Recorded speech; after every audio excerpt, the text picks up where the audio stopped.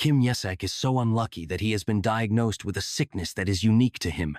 What makes it worse is that he will die in 6 months.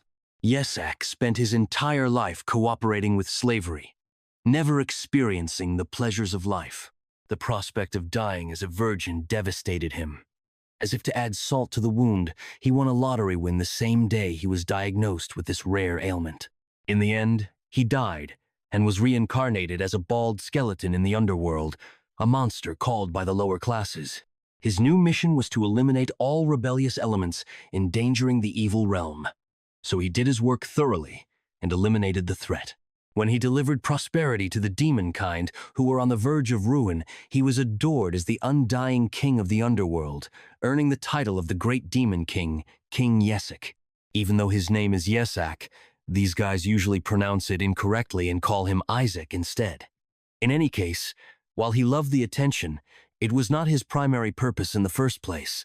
He had to leave this place to achieve his ultimate goal.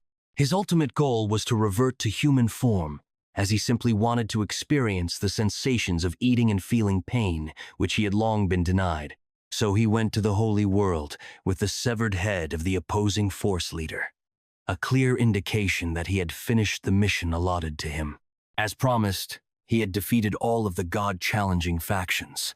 Now he expected the gods to honor their end of the bargain as well. As stated in the pact, it was now the gods' turn to grant his wish and change him back into a human. The gods were in complete awe. This guy had completed a mission that was expected to take at least 500 years in a matter of years. Apparently, the gods never meant to turn him back. They had just assigned him an impossible task so that he might stay their slave for the rest of his life. But our skeleton pal wasn't going to let that go. He made it clear that he would not tolerate any further delays and demanded that they fulfill their end of the contract. One of the gods tried to persuade him to give them one last favor, one last assignment Yesak had to complete. Of course, Yesak was not some moron with a hollow head. When he discovered their strategy, he grew outraged and prepared to fight them if they refused to listen. He began to exude enormous power, a force so dreadful that even the gods shuddered. Panicked, the slime gods banded together and launched a devastating spell that disabled Yesak's abilities. Apparently, the gods had written Yesak's name on a strange centipede-shaped monster. Regardless of how powerful they were, everyone whose name was written on that object got entirely immobile. It was the greatest level of holy art, a technique commonly used by the gods to protect against calamities like our kid. So the gods began their final ritual to shut Yesak up in that bug for eternity. But this is when Yesak decides, screw it, he'd rather self-destruct than become an inconsequential caterpillar with no hair. The energy around him began to surge, and a great explosion shook the entire holy universe. When the dust had settled, our skeleton comrade was nowhere to be found. The only thing left on the ground was a small caterpillar, which was meant to hold Yesak's soul. Seeing the caterpillar convinced them that the spell they cast had been successful, and that the Demon King's soul had been sealed away. They were confident that now that the Demon King was gone, they would face no obstacles and would recover stronger than ever. However, one of the wiser gods urges them not to become overly comfortable. They cannot afford to let down their guard. Who knows when another calamity like Yesak will occur? So he devises a strategy to construct the ideal vehicle for a saint in the human realm, while also exterminating every demon. However, another deity points out that this would be a big job, depleting the power of whoever chooses to produce this so-called saint. Still, the volunteer deity tells them that it won't be too difficult. All he has to do is find the appropriate soul to inhabit the saint's body. The gods are confident they have captured the arrogant skeleton demon king in this caterpillar, and they intend to torture him as a bug for all eternity. Let us now take a look at things from our boy's point of view. After being duped by the garbage gods, he is reborn in the body of a baby. He has no idea how this happened. The only plausible explanation is that those bastards messed up the seal. When the servants nearby discover that the saint has awoken, they smile happily. When Yesak looks deeper at these servants, he sees they do not have good motives. Then one of the servants brings out a feeder filled with a strange green liquid. Yesak becomes enraged when he sees this. He is horrified at the possibility of dying again so soon after birth, and he has no understanding why he has to die like this again. The bastard holding the poisoned feeder smiles crookedly and apologizes for what he's going to do. As soon as the servant attempts to insert the nipple into Yisak's mouth, the unfortunate guy dodges it by turning his face left and right. The servants begin to fear, not understanding why the saint is refusing to feed. Yisak certainly has reasons. After finally becoming human, he does not want to endanger his life by eating anything that is suspicious as heck. Furthermore, he is curious as to how he came to be human. This is when the slaves refer to him as Izak, the name by which everyone in the underworld and the gods address him. Yisak is completely startled as the words sink in. He recalls that Izak is simply the alternate pronunciation of his own name, Isak. Even the gods used it to seal him away. The fact that they used the erroneous name is most likely the only reason he wasn't sealed away. Instead, he was reincarnated into a different body with the same name. This puts a nasty yet delighted smile to his face, knowing that those morons failed to seal him away. The slaves seize the opportunity and force the feeder's nipple into his mouth. Both servants do their hardest to keep the feeder in place, but the infant is too powerful and continues to resist. Izak finally relaxes and quits striving. The taste he is experiencing is similar to drinking vegetable juice, indicating that it is not poisonous. But given how bad this beverage tastes, he'd rather take his chances with poison. Then he starts to feel something. Something dreadful entered his body. It appears that there was some kind of hazardous material added into the diet. The scene shifts to Holy Empire, Hela's great temple. There's an old coot smiling, delighted that Isaac, one of the saint candidates, should be pushing up daisies by now. At that point, the Emperor of the Holy Empire, Alexander Heathcliff Hela, crosses paths with this old coot, the bishop. Alexander is actually going to the temple to view the Eshua household saint candidate, who happens to be our son. The bishop and his pupils remember to bend their heads in the presence of ultimate power. Alexander then questions the old guy about the purpose for his smile. The old coot claims he has come to greet the saint candidate of House Eshua, and he is confident that the emperor has come for the same reason. As they catch up, someone cries out loud, capturing everyone's attention. The reporter is here to report on Isaac, and the intensity in the guy's tone indicates that it is something bad. The old coot feels a burst of delight inside as he realizes his strategy must have worked. Alexander and his warriors rush into the room where Isaac is. However, contrary to popular belief, it is not a major issue. It turns out that Isaac's tummy has just grown in size as a result of drinking so much vegetable juice. The servants reveal that Isaac eats quite well. He's already consumed 15 bottles of the bland juice. As endearing as this news may be, it is as sad for the old bastard. The fact that this boy is still alive after swallowing 15 bottles of poison completely confuses him. Let's take a step back to see how our youngster survived such a large dose of poison. Back to when he first tried that bland vegetable juice. When his body began to absorb the juice, he felt something ominous ooze into him. However, Isaac quickly discovered that it was a holy poison, a lethal chemical intended to eliminate the sacred power of clergy members. It has no immediate symptoms, but because it is still poison, ingesting too much of it can be fatal. However, this poison is generated from demonic mana, and as a former demon king, Isaac finds this to be an ideal snack. He compares it to marijuana. He could smoke this all day, and it would still taste great no matter how many times he had it. Isaac pitched a tantrum after he finished his first bottle, requesting another. The servants had little choice but to surrender, especially since their purpose was to ensure he took enough of the poison. So they were more than delighted to continue feeding him. But Isaac wasn't whining either. He was just as content to absorb all of that demonic mana for himself. This poison allowed him to access a region beyond the conscious mind, known as the unconscious world. And deep within that realm, at its heart, he desired to establish his mana core. He then begins the process, and a ball of fire appears in his hands. Next, he begins to add the mana he absorbed from the poison to the mana core. He decides to create a mana core first, because he will need it later when he uses magic. However, his experiment goes horribly wrong as the mana explodes. When the explosion stops, what he sees is far from normal. A mana core should be one of the 3 fundamental colors. However, in this case, it is white, and he has no idea why. The hue isn't the main issue, though. What bothers him more is the enormous, overpowering power emanating from this little core that has yet to completely grow. As terrible as this may appear, it really makes our boy grin. This is a wonderful blessing in disguise, greatly exceeding his expectations. The prospect of such deadly power being packed into this small body is thrilling. Not only that, but if he trains himself properly, he won't be able to predict what kind of monster he'll become. As he prepares to reach new heights, he thinks on the past, a life in which he was compelled to die, as a pitiful loser who had achieved nothing. All he wanted was to live, and that desire drove him to reincarnate as a bald skeleton. He labored relentlessly as a demon, creating unique benefits and skills by sheer effort. And it appears that this tiny body has also inherited those spells. While Isaac was lost in his subconscious, the two servants began to panic.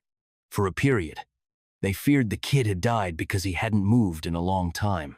But suddenly, out of nowhere, Isaac pointed a finger toward the ceiling and, after turning up his volume to the maximum, demanded another bottle of poison. Back in the present, Alexander and his warriors are happy to see that things are not as awful as they had anticipated. Even our boy is relieved because he feared he was about to be assassinated. Fortunately, nothing awful happened. Well, he might not realize it, but dude was about to be assassinated. Then Isaac finds the bishop staring at him with scorn. This makes our boy ponder. Why the hell is this guy looking at him like that? He suspects he ate too much, which is why he is receiving these unwanted stares. But he soon dismisses the concept and decides to just act like a kid. He does not want to overreact or act in an odd manner that would attract unwelcome attention. So he continues to play the role of the ignorant child while the elderly guy rants with barely restrained wrath. According to the old coot, Isaac should be on the floor, coughing up blood and fighting for his life. Instead, this young brat is grinning ear to ear, almost as if he is mocking him, and that is really bothering this old man. Several days before, in the Holy See's headquarters, it was announced that anyone awarded with the title of saint would gain leadership of the Holy Empire. And this golden-haired guy is not happy about it. He is certain that the main reason all noble families are so anxious to declare one of their children as saints is for the power that comes with the title, and he wishes to have this power all to himself. The same old coot, the bishop, assures his master that he will take care of the other saint candidates, ensuring that no one stands in their path. The golden-haired man then asks about some bad things he's been hearing. According to the whispers, a new saint contender has emerged from House Eshua, the very home with close ties to the emperor. It appears that they are referring to our boy. The bishop immediately tenses up, fully aware that dealing with House Eshua's saint candidate will be his most difficult assignment yet. Nonetheless, he promises his lord that the child will die long before the emperor has the opportunity to pick him as the saint. But it appears that this golden lad is still unsatisfied. So he instructs the bishop to return to House Eshua and verify the corpse of the saint candidate before reporting back. Cardinal Harry Barrett, the head of House Barrett, has golden hair. His primary goal is to eliminate all other saint candidates from rival houses, guaranteeing that the next saint comes from his own house, House Barrett. In the present, when the elderly man stares at the still-living youngster in front of him, he is filled with dread. All he can do is stand there, breaking out in a cold sweat, knowing full well that the cardinal will punish him for failing this assignment. Meanwhile, Alexander is fascinated by Isaac's stunning platinum blonde hair. It reminds him of the empire's founder, who wore the same hair color. The elderly coot in the background is losing his calm. To him, comparing this boy to the builder of the Holy Empire is heresy. When Isaac hears the bishop address Alexander with the honorific grandeur, he realizes immediately that this man must be the emperor. Alexander, on the other hand, keeps spewing information. He even goes so far as to say that Isaac is closer to God than the current pope, making him the ultimate saint candidate. Hearing it nearly drives our son into shock. He was surprised to hear that a boy like him could be a saint candidate. The bishop, of course, is very unhappy about this. The emperor is beginning to favor our boy, something this old bastard simply cannot allow. So he makes his move. He turns to Alexander and asks for permission to check the infant personally. He claims that something about the boy is unnatural. After all, no newborn should be able to drink so much vegetable juice. But Alexander sees nothing unusual about a saint candidate consuming monk food. Meanwhile, Isaac is still attempting to digest the recent revelations. How could the former demon king be considered a saint candidate? However, the arrogant bishop refuses to budge. He constantly insisting on inspecting the infant. Finally, Alexander gives him the go-ahead. But he makes it plain that they will have to wait until someone from House Eshua arrives. Meanwhile, my buddy is calmly burping out the surplus demonic energy he couldn't digest after devouring. But as he realizes what he has done, he quickly claps his hand over his lips. For a brief moment, he fears he has blown his secret. And yes, it appears that he did. Because this piece of trash old man has found the perfect reason to inspect him. He just experienced demonic energy emanating from the child. As the bastard approaches, all our poor hero can do is brace himself. The bishop is certain that this child is a phony saint candidate with contaminated mana. He insists that an inquisitor be summoned immediately to probe him. But Alexander is becoming increasingly irritated by this tired drivel about a saint candidate. To calm things down, the bishop informs him that there is no need to be concerned because the Pope has already chosen the saint, who happens to be the youngster from House Barrett. This news truly surprises Alexander. He considers it ludicrous that the Pope chose a youngster from his own household. Finally, Isaac understands why this old bastard is trying to assassinate him. Seizing the opportunity, the bishop scoops Isaac up into his arms, declaring that he needs to take the boy to a priest and summon an inquisitor for further investigation. But before he can go very far, the emperor stops him.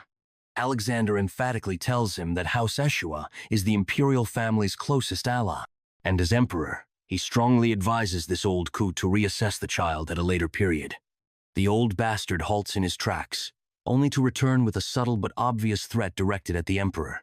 Apparently, the Pope stated that the Crown Prince's investiture ceremony will take place only once the saint-choosing process is completed. Essentially, the Pope is threatening the Emperor by refusing to officially recognize his son unless he agrees with the Pope's choice of saint. Isaac is aware of what is going on, which irritates him greatly. While he has no intention of becoming the saint candidate because it would attract unwelcome attention and compromise his genuine identity, he also cannot allow the examination to go. It might reveal his true identity as a monster. Then an idea arises in his little head, a strategy to take advantage of the situation. He fills the feeder bottle he's holding with mana and strikes the old guy in the face hard enough to break his teeth, causing blood to flow from his mouth. Isaac's broken teeth fly through the air as he acts like a small child playing. The elderly man finds it difficult to understand how something so basic can cause so much pain. But Isaac continues to play the character of the cute, innocent child.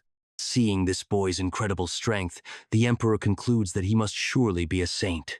Even the old man has no idea where all of this divine power comes from. Isaac does not stop there. He swings the bottle again, landing another hard hit, and continues his unrelenting bombardment, one strike after the next. It's reasonable to say that today is one of the worst days the old bastards have had in a long time.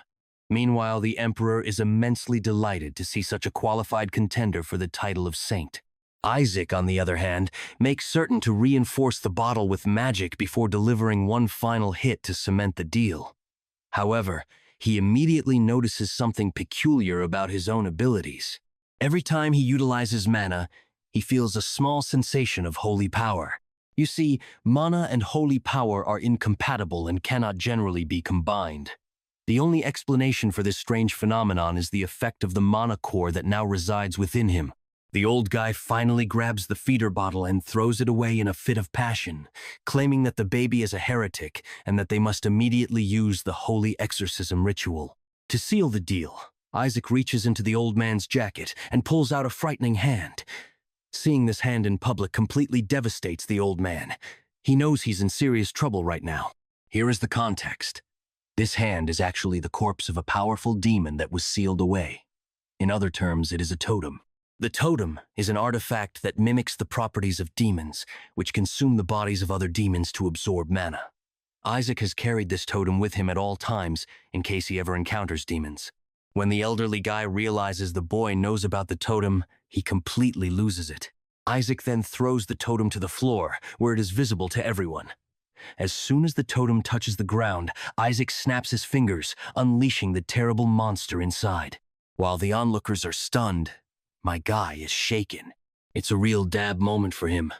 The revelation of the Shadow Lich sends the Emperor into high alert. He roars at the Barrett family bishop for summoning a monster into their temple. The bishop seeks to place the responsibility on the youngster, accusing him of removing the totem.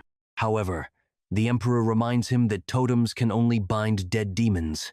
Therefore, a small child could not have done such a thing. The Emperor quickly orders his warriors to guard the infant from both the demon and the bishop. Our tiny protagonist is swiftly whisked away, giving the old bitch face an arrogant smirk and constantly fooling with him. More importantly, he's curious to learn the bishop's strength. Suddenly, the evil entity roars as it realizes its goal of killing the saint at all costs. This puts our tiny guy in serious peril because the monster in the room has set its sights on killing him specifically. The royal guards rush forward to defend the young master at whatever cost. But Isaac, who called the demon, has no idea what's going on because it's targeting him right now. He isn't concerned, though, because he believes the platoon of royal knights will be sufficient to protect him. When one of the guards is crushed into the adjacent wall, his upbeat demeanor vanishes. Now he wonders if these guys are even qualified to be royal knights in the first place. The huge demon catches up with Isaac and the guards who are protecting him. For some reason, this creature appears determined to save the imprisoned king. The guard holding him is terrified as more of his friends are thrown around like toys. Isaac knows he must intervene, which he can easily do because no one will notice his mana consumption in the chaotic activity.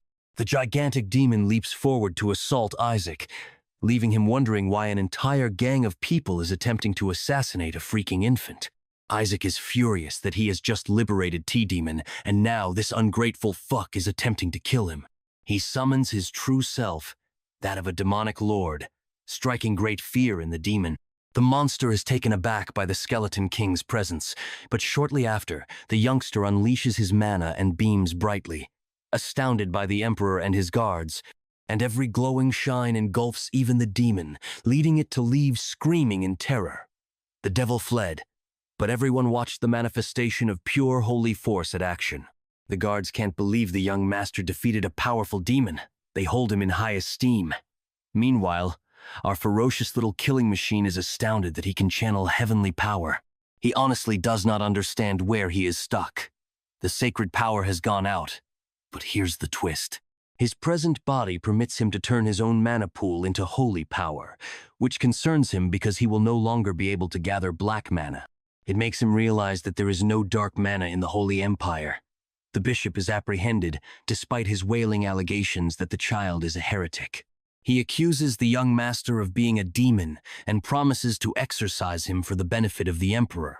But the emperor has had enough of this guy's babbling, and all he's done thus far is accuse a child of being a heretic while releasing a high demon on the royal knights. The emperor talks in a forceful tone, underlining that the bishop would not be let off easily for his devious actions. This is bad news for him and his crew, for the emperor is only getting closer to uncovering the truth about their spy. The bishop is concerned that it will undoubtedly ruin the reputation of the Sanctus Satis, so he secretly seeks to cast a spell, risking his own life for the benefit of his family. The bishop summons a formidable mana beast, now determined to murder the saint candidate at any cost. The beast displays its fangs against the tiny baby, who is sitting there bored out of his mind since this old geezer has shown his true nature. At first, Isaac is certain that he can take this puppy down without breaking a sweat, but then he realizes that this gentleman ran out of mana just a few moments ago. Everything seemed lost until the beast is struck by a devastating assault from another caster. This silver-haired man has come with vengeance to take down those who attacked Joshua's child. It's the devout Azur and his night team, serving House Joshua. Relai leads this organization and is also the boy's uncle. He demands the bishop's immediate arrest, notwithstanding the fact that infant Isaac is on life support. Relai then tells his soldiers to pay immediate honors to the newest member of their family, Joshua's son. He apologizes to his infant brother and impresses Isaac with his no-nonsense demeanor. In exchange for their late arrival, they have brought a gift. Isaac notices something shining and is pleased by the prospect of money. but it is nothing more than a fucking statuette of the Skeleton King being decapitated. So he's essentially receiving mementos from his own death. It's a shock to his system because these guys have so many miniatures of the Skeleton King dying in various ways, being crisped alive or perhaps pulverized to death. There are so many of them. While they admire the child's expression, he is out here having heart attacks, thinking that he will have to live the rest of his life with these lunatics around. Clearly, the small murder machine does not like where this is going. He does have deep memories of his own defeat. The Saintess tried to beat him. All three people who were ultimately responsible for taking him down were members of the foolish Joshua family, which he has now joined. Consider reincarnating into your enemy's family tree. Brother is punching the air right now. While reflecting on his bad fate, the bishop lashes out at the Joshua family for being nothing more than heretics who birthed a monster. The old man has made it his life's mission to discover Isaac's true identity. He promises to destroy the Joshuas with his hand. But enough with his yapping. Relai is done fooling around and simply chops his throat, warning him that it is the mercy of their family that he did not deliver the death blow right now. Isaac is overjoyed to have such a powerful ally on his side. He wonders if Relai is willing to oppose the Saintessities in the future with the appropriate persuasion. The knights, on the other hand, are treating him with respect and compassion. The interesting thing is that he remembers battling against some of the Joshua family members and recognizes their strength. His subordinates, for example, were scared of facing Joshua of Blue, but this guy turned out to be creepy, with strange sculptures of the Skeleton King. The Emperor is pleased to have been favored by Relai in this position and wishes to extend a once-in-a-lifetime offer. The Emperor wishes to raise Isaac as a member of the royal family, which pleases him much. The Emperor is doing this because he knows the Holy Empire's internal and external forces would target the young master, and the circumstance requires it. While the Joshuas are dependable and robust, it's unclear whether they can adequately guard the infant. Isaac is a little perplexed and does not understand what is happening. Interestingly, Isaac had the same hair color as the founder of the Holy Empire, which appears to be an important aspect. They also believe that the Skeleton King is secretly targeting the child, which is absurd given that Isaac is the Skeleton King himself, but these people are unaware of this fact. Relai makes it plain that this child belongs to the Joshua family and will be raised accordingly. He doesn't care whether the Pope or the Skeleton King is pursuing them. The Joshuas have more than enough strength to confront the threat. Saintess Melissa, one of their family members, is excited to meet the Skeleton King. They cannot just give her direct descendant to the imperial family. Isaac's heart is filled with anxiety as he recalls Melissa, his final opponent in the divine realm. She was the most scary antagonist she'd ever faced. Let us add another layer to the Skeleton King's torment.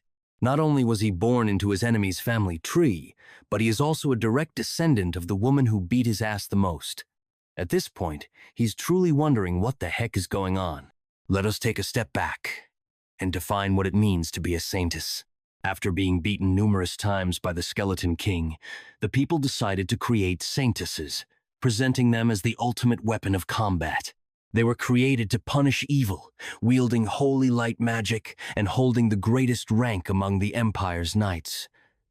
The influence of the saintesses led the populace to assume that the Skeleton King would soon die. They possessed incredible physical abilities, a strong survival drive, and could only get stronger with time. But for the Skeleton King, this guy was simply ruthless. He was slaughtering the saintesses left and right. He never truly killed them. Instead, he damaged them enough to make them defeated. The Skeleton King understood that the holy energy of the saintesses was always returned to the gods once they died, allowing for the formation of even more powerful, evolved saintesses to take their place.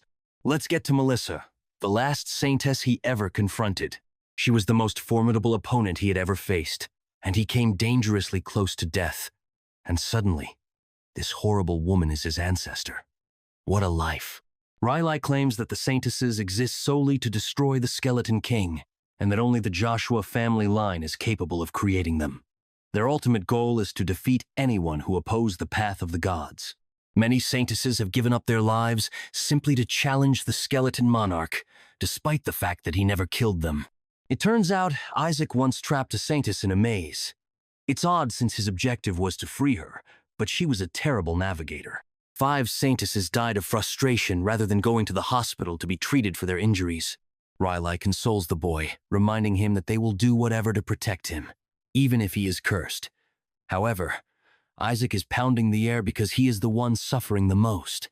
Riley wants the infant to serve only one purpose: to become anything other than the Skeleton King, which is pretty fucking hilarious given that this is the baby version of their arch-adversary. Isaac apologizes for destroying his parents' dreams by simply existing. The Emperor urges Riley to use his head, telling him that the Skeleton King has been extinct for over a century. This is how Isaac discovers that he has been reborn into the future, which means he no longer needs to fear Melissa. Since then, the demon kin has prospered. The Emperor claims that Isaac's abilities are more significant to the imperial family than anything else. In addition, the Emperor emphasizes that no saintesses from the Joshua family line are currently in service. Isaac has been alive for a year now, but his parents have vanished into thin air. Bro, they genuinely shouted "fuck you" to their child and left. Isaac had 8 shocking realizations today, and finding that his mother was the family's top saint makes it even worse. He believes it's over for him. Also, remember when this moron thought Melissa was dead? It turns out that persistent Saintess is still alive and kicking. The dude can't believe she lived for almost 2 centuries. He's had a headache, and the Emperor is astonished to see the child so upset. Isaac believes his life has been ruined if his long-standing nemesis is still alive and well. He'll be eviscerated the moment she discovers his actual identity as the Skeleton King. He doesn't want a portion of her at his age, so he employs the only strategy available to him. Isaac chooses the Imperial family, who are so adorable that even he swoons. Riley tries to play his cards and argue that Isaac is simply being kind, but the Emperor is adamant about raising him as his own, citing the Imperial family's plenty of privileges for the boy to offer. The Joshua family is well known for their saintesses, but they lack experience in rearing saints. The youngster will someday become a demon slayer exorcist, which is why Riley believes the Joshuas are more suited for his abilities. In this amusing moment, they are practically ripping a 1-year-old apart from both ends, squabbling like children as Isaac is about to be sacrificed. Bro is literally hanging on and desperately wants to become a member of the Imperial family to save himself. He is certain that the Emperor is his greatest bet, as he provides the most protection for his life.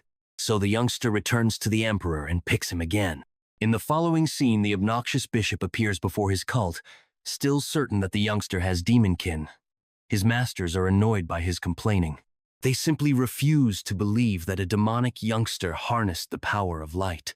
The bishop cites the usage of mana and claims to have witnessed it firsthand, but the Sanctus Sedis group has already decided. They spare no effort in slashing his head clean as retribution for his blasphemous boasts. The leader is reluctant in commanding an offensive group, assuming that the Emperor will capture Isaac regardless, and then they'll have plenty of opportunities to deal with the boy. This time, however, they will make his death personal. Meanwhile, Isaac discovers that he was taken by the Joshua family. Let's recall what happened a few days ago. A beam of light distracted them all, and Riley unexpectedly gave up ownership of their child, claiming that it would be an unworthy environment for Isaac to grow up in. Also, he discovers that the Joshua family actually owns the Skeleton King's corpse.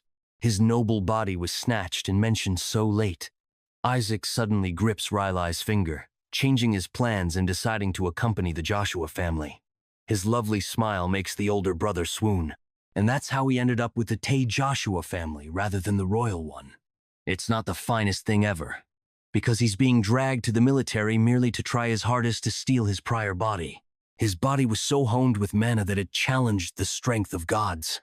If he can get it back safely, he'll be on top of the world again.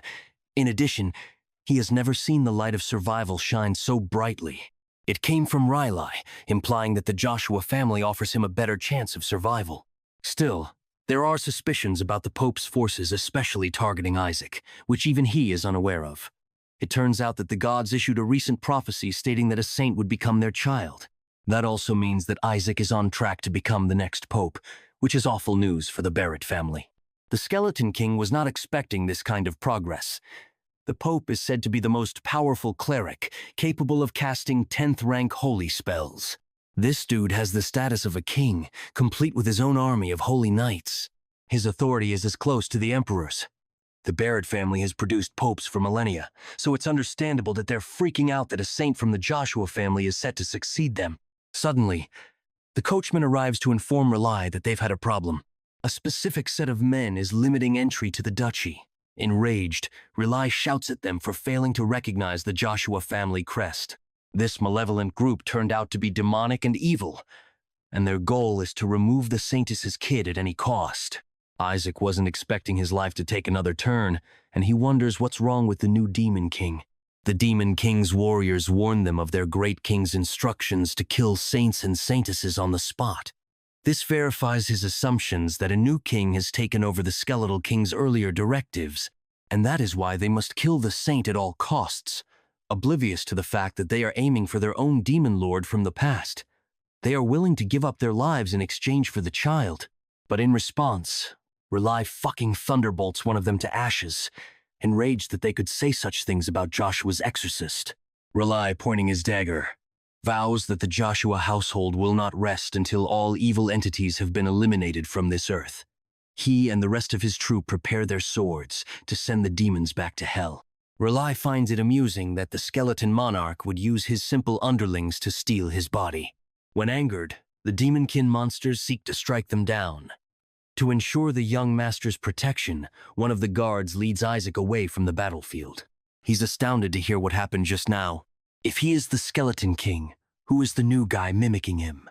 Isaac is placed in a bush and surrounded by a fence. It's so strong that even the most powerful demons will be unable to pass through it.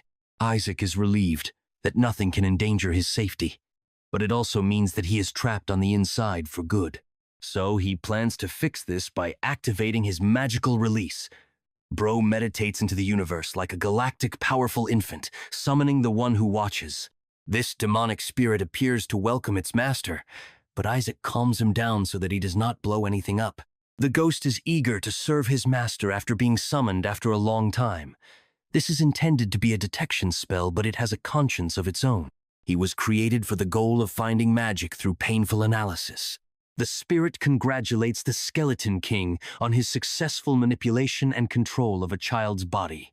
He believes Bro decided to get stuck inside a baby's body because he is so nasty. The ghost is outraged that they have confined him behind a formidable barrier and insulted his master. Isaac is done joking and instructs him to deploy his detection magic right away. The demon spirit begins scouting within 100 meters, detecting 88 enemy monsters. They're weak as shit compared to Isaac, but he's concerned that such a large number is excessive for a combat like this. It will be tough for him if security for this territory is tightened, as it will pose a threat to Isaac's own forces in the future. That's why he wants to conclude this fight swiftly before being apprehended.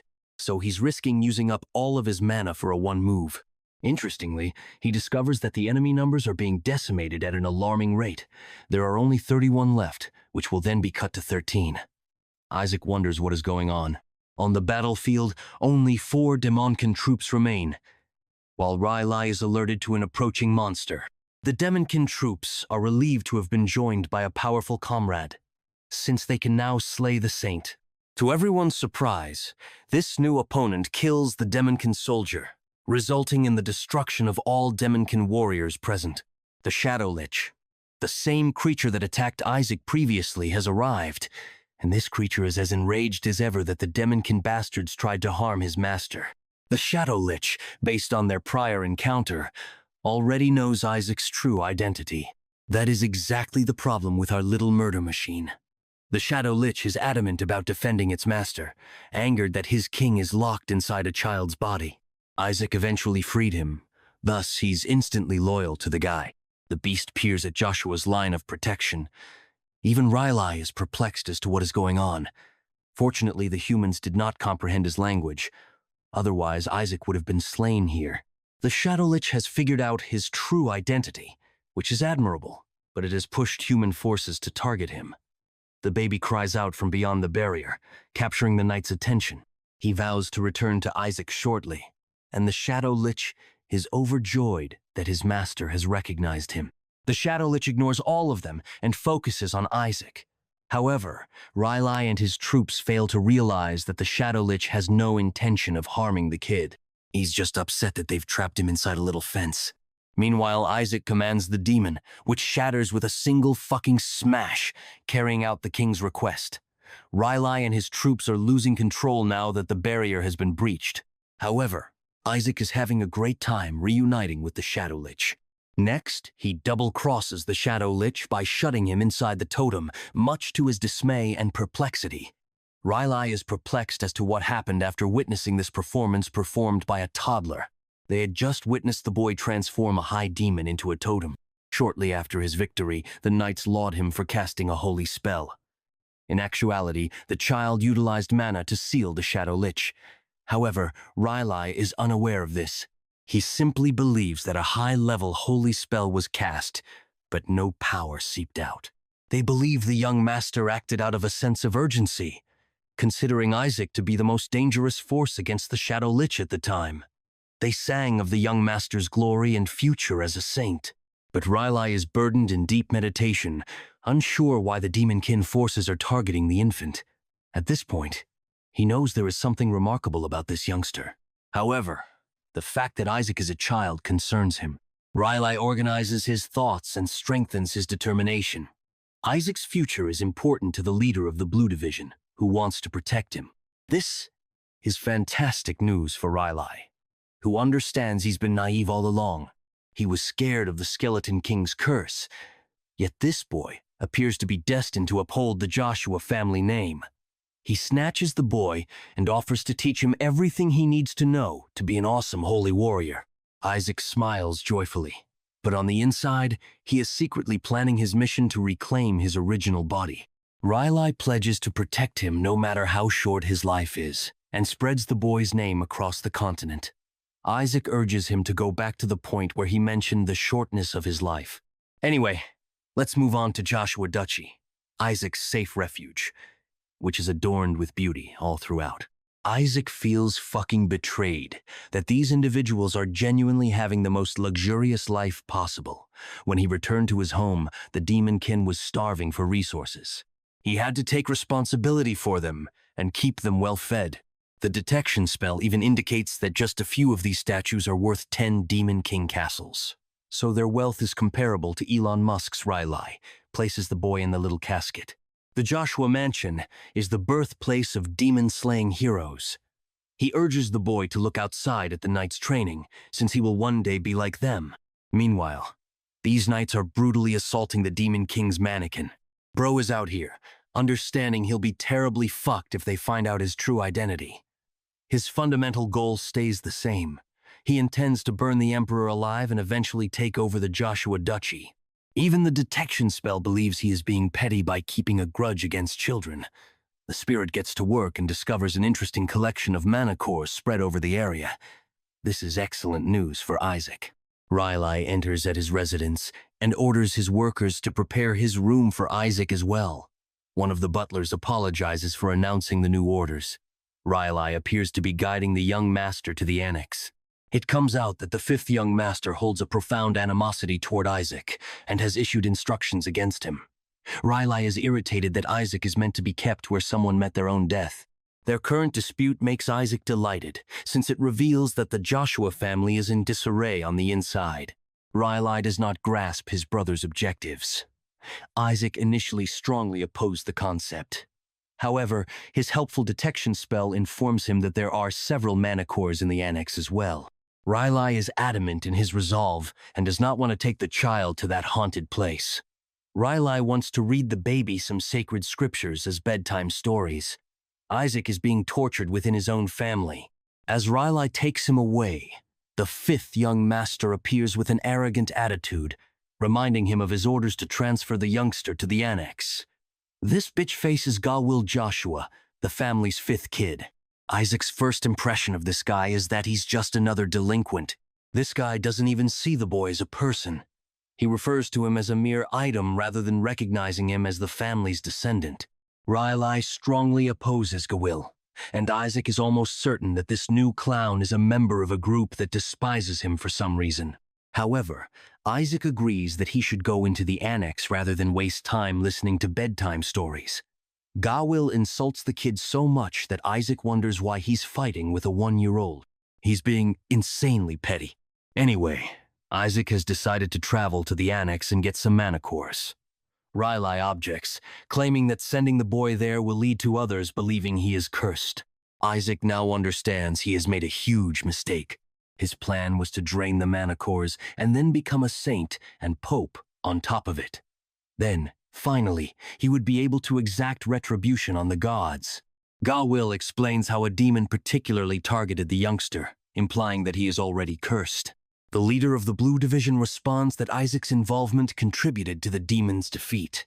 They all emphasize his amazing saintly abilities, but Gawil remains unconcerned and doesn't give a damn. As the debate progresses, he refers to the infant as a lump of rubbish, further distressing the child. The detecting spell even suggests that Isaac secretly showered down meteors on this guy's ass to teach him a lesson. Gawil is fine with their dubbing the Joshua descendant a saint, but he'd want to kindly remind them of the family crest.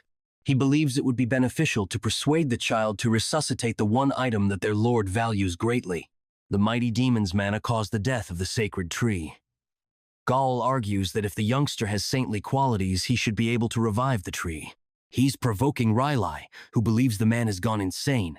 Isaac is convinced Melissa left some psychopathic descendants behind her back. Her first son went missing, and her second was adopted. Isaac suddenly notices something that draws his attention and literally throws his damn detection spirit at it.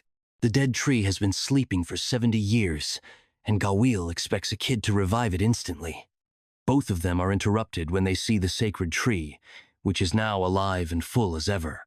It actually came back to life, leaving Gawil speechless.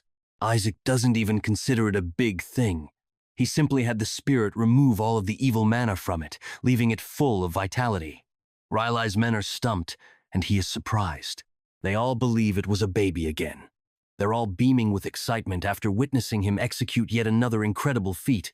Gawil, on the other hand, continues to believe that it is preposterous that a simple youngster could accomplish something so extraordinary. Nobody in their family could do anything, yet this little guy rejuvenated the tree. It began with exorcism and has now expanded to include purification. Gawil accuses his brother of playing him, claiming that Riley has the saint as help in deliberately acting out a show. Gawil's aggressive charges cause the quarrel to spread even farther. Isaac is left thinking if Melissa's household requires severe therapy because these guys are all crazier than the demons. Gawil, for some reason, doesn't resemble Melissa. They assume he is a half-brother of some type. His appearance is almost reminiscent of the Pope. Gawil is as outraged as ever, yelling at Riley for causing such a commotion, despite the fact that the Joshua family already has a saint candidate. This comes as a surprise to the child, who has only recently learned that he has a challenger. Clearly, Gawil supports the other candidate. Isaac wonders if the second candidate is as dumb as the clowns. Riley tries to talk sense into his brother, reminding him of the kid's importance and his right to lead the house. But Gawil merely slanders his first brother's name, labeling him a coward and a wimp for fleeing. Isaac is now viewed as a bastard child among the Joshuas, which is honestly the least shocking aspect of this family. Gawil accuses him of having half-blood and presents a disturbing theory. He believes Isaac is not necessarily their brother's son, as his face just resembles the description of the saintess. Riley becomes enraged and throws a fist in his face, a well-deserved punch for unfounded allegations. Isaac is just enjoying their fights, but it's truly a one-sided carnage with Riley bullying and beating the heck out of Gawil. It's an ideal atmosphere since it makes things easier for him to overcome in the future. He is already wishing the worst for this household. However, the demon spirit respectfully reminds him that if the entire home collapses, he will also be killed. Therefore, it is not the best plan. In the following scenario, Isaac portrays the character he is intended to be. A damn baby. He's out here looking like a potato, sitting among the most important members of the family. They're all in strong resistance to the kid until the acting matriarch, Hannah Joshua, instructs them to remain silent. She explains her decision to raise the child in a minor residence away from the major spotlight. She asks why he brought the child here in the first place. The woman's blatant antagonism confirms Isaac's loyalties. Gawil, despite his damaged nose, remains as bitchless and smug as ever. Rely begins by avoiding the subject and claiming that his father isn't present to make the decision. Henna states that he is leaving the city to deal with the Saint candidate scenario. Relay surprises everyone by announcing the astounding deed of Isaac Joshua, the youngster who revived the holy tree. Gawil and the others are stunned. He even attempts to take it down. The remaining members concur that not even the patriarch could solve the tree problem, so the boy's actions make no sense. Henna naturally agrees with them and swiftly notes the absence of evidence. Isaac has had enough of messing around and decides to whip out some proof for them to enjoy. He performs magic that astounds everyone at the table, displaying the energy of the holy tree in the form of a crystal. I simply adore his face. He's challenging them. Everyone is now convinced that Isaac was responsible for removing the manna from the holy tree. Some of them don't understand how a newborn might remove it and subsequently provide proof of his actions. Despite his astounding performance, they all admit that he could have killed the tree if he hadn't been so precise with the procedure. That is precisely why the patriarch sought a stable cleansing process. Gawil is out of his head and wonders how anyone can imagine that a child could do such. Relia defends the boy, saying he automatically gulped out the manna. The boy did something ridiculous that no one has done in 70 years. Gawil yells at the elders of the household, arguing that this is absurd nonsense because a baby like that cannot do something impossible. He points to the blonde boy, who does not appear to be from the bloodline. Meanwhile, we get a view of Isaac sitting alone at the table. Relia raises his voice, declaring the youngster worthy of a saint, even the next pope if he is dedicated. Isaac is on board with this train of thought, but it is not until he is held out like Simba and instructed to kill the Skeleton King that he truly draws the line. The elders pay close attention when their arch foe is mentioned. However, Henna believes Arlier is dumb enough to dig his own doom. So she offers testing the boy's abilities, citing the divine relic storage. The picture then pans to the patriarch's side, where he receives a telegram requesting access to the sacred relic storage. The patriarch makes it explicit that no one from the Sanctus Sedis is permitted to use it, yet it was unexpected that they did not request access to it. The patriarch is astonished to find that his grandson has revived the holy tree. He can't believe a saint has sprung from the Joshua home. Eli Joshua, the family patriarch, continues to refuse to utilize the device, believing that only a saint could survive such an ordeal. But precisely then, Melissa, in her majestic beauty, appears and provides access after discovering that Isaac is the one being tested. She finds it remarkable that the youngster revived the holy tree. She also wants all of the Saint and Sanctus candidates to be tested simultaneously. There is a chance that the child from another household will steal something from the storage, but Melissa is fine with it. After all, even the greatest Santuses of previous times could not take anything. So, if someone from this generation does the impossible, it implies they can track down the Skeleton King and eliminate him for good. She thinks it's a great idea to pin a prize on it as well. Melissa orders that the child receive the nicest prize from the storeroom.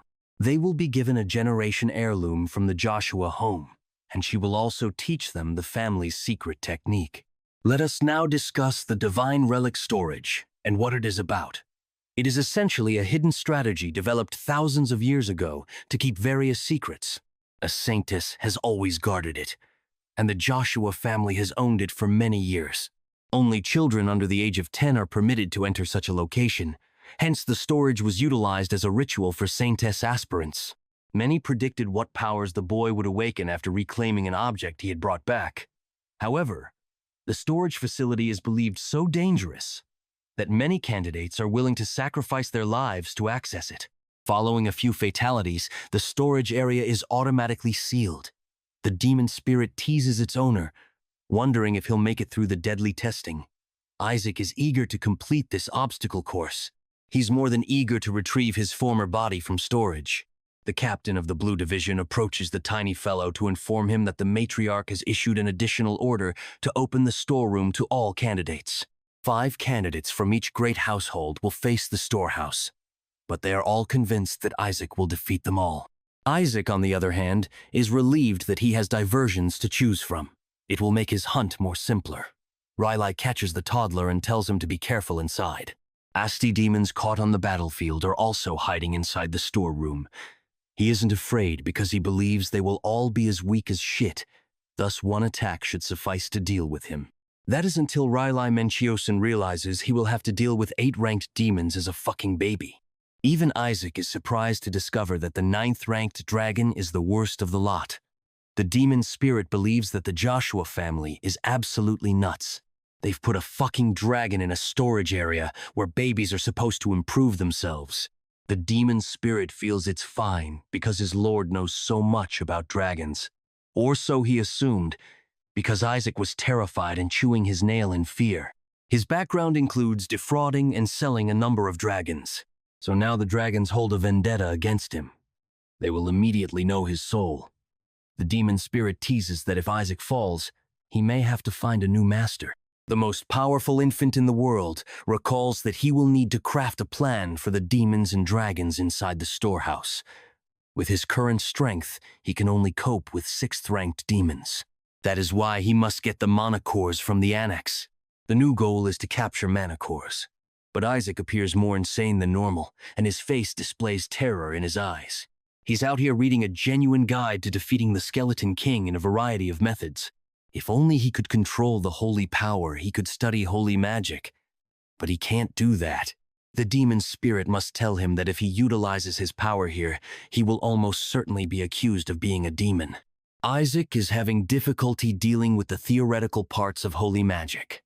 Rely arrives to pick up the child, knowing that it has been a tough day. It's true since Isaac requires at least 16 hours of sleep to grow properly. Rely decides to do a regeneration holy spell on the boy, allowing him to fully recover. Isaac is so impressed that he asks Rely to cast a number of offensive spells. The evil spirit reminds his master of his ultimate goal, going to the annex.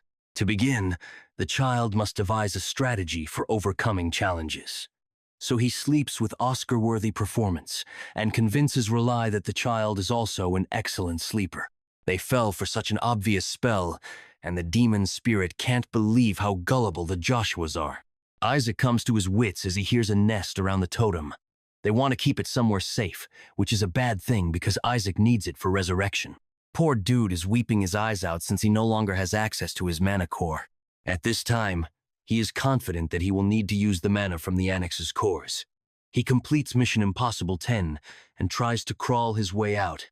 Isaac signals the spirit to open the door as he has a plan. Regarding his objective, Isaac falls to the ground and discovers that Rely used a holy charm to shut the door as he left. It makes things more frantic. Isaac tells him to break the spell, but this will draw attention. He's quite irritated that things aren't going his way, and if he intervenes with his own magic, there will be hell to pay. Bro is thinking of another idea when he is hit by the damn door. One of the children unexpectedly arrived to pay him a visit. This brat is Gowl's 5-year-old son, Shuri, and he is expected to be his competition for the Saint Candidate position. Shuri is enraged that a small baby might do something beyond his level of expertise. He adds that he will be the Saint Candidate regardless of what happens. Once again, Bro is fighting with a 1-year-old. Isaac only needs to shove a mallet on his face to figure out his mode of transportation for his destination. Shuri writhes in agony, and the small death machine wants to exact a heavy price for attempting to assault him. He beats the heck out of Shuri, smacking him repeatedly until he is compelled to create a barrier. Isaac is truly amazed that he can use holy barrier magic. Shuri then unleashes a 3rd-rank assault spell, attempting to annihilate the 1-year-old, which seems insane to me. Isaac thinks it's all impressive before casting an even stronger barrier to stop the onslaught. Shuri cannot believe his eyes. A 1-year-old is performing amazing feats of magic with no instruction. Isaac has just learned his first offensive spell, thus he is on the ropes right now. He points to Shuri and unleashes his strike, watching the event in pure glee. The evil spirit recognizes that he enjoys bullying a child, but warns him that killing a Joshua descendant is not a sensible decision. But Isaac knows this, which is why none of the strikes targeted Shuri. Embarrassed, he howls at the child for frightening him. Shuri speaks shit about the kid till the damn Shadow Lich appears in response to Shuri pointing a finger at his master. Shuri falls to his knees and begs for his life, scared that the baby has a very fearsome bodyguard to protect him. Isaac looks at Shuri like a villain, commanding the brat to serve as his transport vehicle and carry him. Shuri Joshua, the brown-haired youngster, is only 5 years old, and the son of Gaol Joshua, who carries a vendetta against our protagonist. Despite being a saint candidate, Shuri secretly wishes to leave the cursed Joshua home and one day become a pope. As the scene changes, our small toddler, the former Demon King, is shown riding on Shuri's back. Using his milk bottle as an improvised direction indication, he instructs Shuri to take him to the annex quickly. Shuri grumbles, annoyed at being treated like a horse, wondering why he has to endure this absurd chore. But before he can complain any further, Isaac's Shadow Lich appears, threatening to carry out the commands issued. It refers to him as a small bug and tells him to focus on getting out alive rather than moaning. As the scene changes, Shuri has almost arrived at his destination with the toddler. He wonders aloud where he's being hauled to at such an hour, half joking that he's a ghost. Suddenly, he freezes, recognizing that he is standing in front of the Joshua residence's second annex. Shuri freaks out and claims it's a haunted mansion. He doesn't understand why the toddler has led him to such a scary situation. I'm pretty convinced this isn't a place kids should be. He recalls reports about the annex, a place notorious for taking many lives, which prompted the patriarch to restrict admittance. Meanwhile, our lad and his shadow pet, Whisper, are planning something dangerous. The mana levels inside are so high that they are equivalent to a decade of training. Excited, the toddler tugs on Shuri's ears, pleading with him to take him inside. However, his cousin refuses, arguing that children like them are not let inside. But before he can fight any longer, the Shadow Lich emerges and scares the very daylights out of Shuri, forcing him to follow the toddler's orders. Shuri, quivering with terror, unwillingly does what he is told at gunpoint. Meanwhile, our little toddler is more concerned with the interior situation of the second annex, which appears even more deteriorated than it did from the outside. His pet Whisper examines the entire area and informs him that the annex is encased in some kind of seal. Whisper explains that each of the entrances is encircled by something resembling a barrier. This realization disappoints our child because he was hoping for a clear path.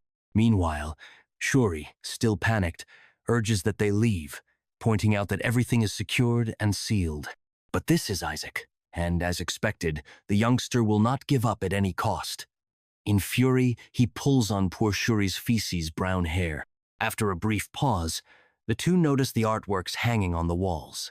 Shuri tells his baby master that they are descended from previous patriarchs. Sensing his cousin's motivation, our child inquires as to if Shuri intends to pursue the patriarch position as well. So, after calming down a little, the child boldly proclaims that he will certainly be the future patriarch. In the meantime, Isaac devises a strategy. After detecting barriers around the photographs, he raises his magical milk bottle, which is now blazing red, and breaks the barrier. Shuri's spine chills as he considers the repercussions, correctly predicting that he would soon be blamed for what Isaac has done. Shuri throws his hands over his head and demands to know what the toddler is doing to their great ancestors. Isaac, unconcerned, merely responds that only a fool would put fences around simple images.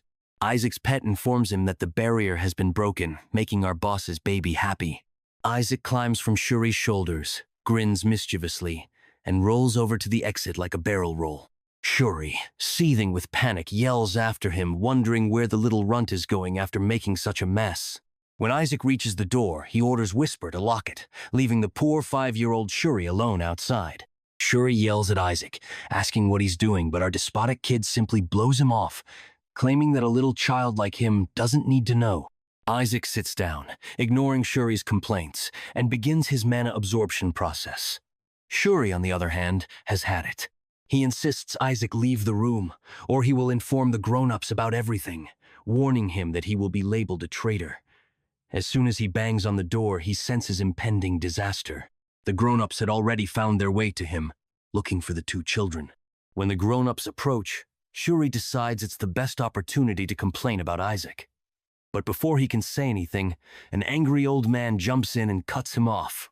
The elder chastises Shuri for visiting the forbidden area. regardless of his intentions. Shuri's face pales as the elderly woman chastises him for being so immature and bringing a baby with him. She accuses him of being careless, pointing out that many people have seen him carrying the tiny boy on his back. Then she inquires as to whether the traces of holy magic discovered in Isaac's room were entirely his doing. Shuri is taken off guard by the questioning and can't find the words to explain himself. After all, no one would think it was the work of a toddler. His silence merely heightens the suspicion. Uncle Riley approaches Shuri and places his hand on her shoulder with a solemn gaze. He berates the child, underlining that he has gone too far this time. In a more measured tone, he accuses Shuri of harassing a toddler who hasn't even stopped consuming his mother's milk. The uncle in shining armor then knocks on Isaac's door, inquiring if he's inside. This legend is literally questioning a newborn if he was trapped inside. Anyway, when the door opens, they find our boy inside, screaming and appearing terrified. The old lady rushes up to him, terribly concerned about the small toddler who is left alone, pitying the terrified poor thing. With his irritation at an all-time high, Shuri watches Isaac with rage and is unable to hold back any longer.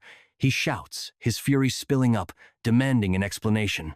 The elderly lady notices the abrupt outburst and furrows her brow, wondering what might have triggered such a reaction. She wonders if this is related to the cold weather. Meanwhile, Isaac is resting happily in Riley's arms, blissfully unconscious of the increasing tension in the room. He appreciates the power he has absorbed, squeezing his small paws with delight. You see, the massive amount of mana he gathered to fuel his powers would ordinarily take decades to accumulate. He intends to use the mana he has accumulated efficiently for his intended purpose. The next day, after the hijinks, Uncle Riley believes it's time to act. He arrives in Isaac's room with a woman by his side and introduces her as his helper. The regal lady strides forward, introducing herself as Asili Larcha. She also happens to be a holy knight from Joshua's family. After finishing her introduction, she graciously bows before Isaac and promises to serve him with all her heart till her dying breath. Our small toddler wonders if this is the result of last night's happenings. He performs his best baby ghost performance and urges the lady to leave his sight.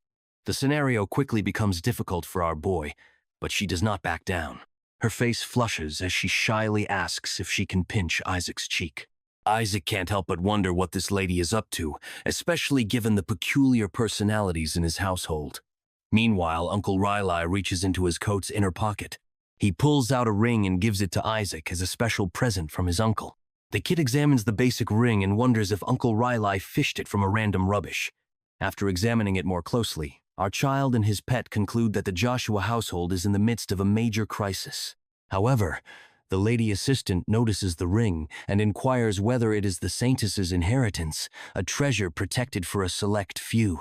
Uncle Riley pats Isaac on the head, proudly informing him that he personally requested the item for his first birthday from the council. The toddler asks if the ring is real. As far as he can remember, this was the same object that the saintess used during their battle. Known as the Elder Ring, this jewel is thought to have abilities that extend beyond this planet.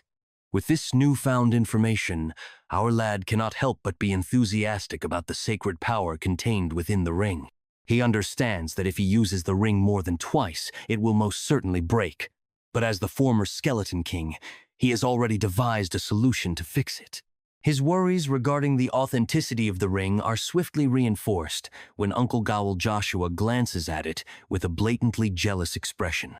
Without wasting a moment, the jealous jerk approaches Isaac and calls him his cute little nephew. Uncle Gowel clearly has ulterior motivations and intends to steal Isaac's ring. He begins by warming up to Isaac, much like he would sweet-talk his father when begging for anything. Isaac wonders if the man has totally lost it. Meanwhile, the uncle is involved in a scenario that is far more problematic than he anticipated. In actuality, he is the one who broke the blessed gadget that Isaac was intended to receive. He made certain Isaac couldn't get his hands on it. He had never expected Riley to go so far as to provide the saintess's heirloom as reparation. Before Isaac had touched the ring, Gowel tried everything he could to persuade the old lady to give it to Shuri, but his attempts were futile. Regardless of what he said or did, the old hag absolutely rejected and told him not to be greedy. Gowl grinds his teeth in disgust, believing that no one would ever comprehend the true significance of the ring. He argues with Riley, arguing that if he truly wanted to give his nephew a gift, he should have picked something better than this useless piece of rubbish. Riley, on the other hand, appears to be adamantly opposed to this notion, arguing that the ring is far from useless. Gowl then reacts by claiming that Isaac is extremely valuable to him and that he would never give him something so useless as this. With a mischievous grin, he takes out another ring and displays it to his nephew. He proudly boasts that this ring is endowed with beyond-this-world magic and originated from the Holy See, also known as the Sancta Sedis. Gowl goes on to say that this relic can store items and is an extremely rare object that Riley could never have obtained for Isaac. He then moves the ring closer to Isaac, expecting that the toddler will exchange the other ring for it, but the newborn slaps his hand away. The youngster dismisses the new ring as worthless garbage and triumphantly shows Gowl incorrect by declaring that he cannot outsmart him. To underline his point, he even throws the ring aside, deeming it completely meaningless. Watching all of this happen, Riley can't help but wonder why his nephew picked the ring he gave him over the one that appeared to be 1,000 times more expensive. Riley, ecstatic by Isaac's choice, tosses his nephew into the air. Meanwhile, Uncle Gowl is anxiously directing his servant to search the water for his alleged invaluable ring. The small kid soaring in the air is optimistic, knowing they'll never locate it because he used weight magic on it. Isaac clearly impresses his pet, who compliments him for always meeting expectations, but his mood changes when Isaac casually instructs him to pick it up at morning. Meanwhile, Uncle Gowl is in complete breakdown mode, crying and shouting in rage because his treasured fortune ring has vanished and none of his men can find it. The scene turns to Uncle Gowl smashing his fist against the table in his room, furious.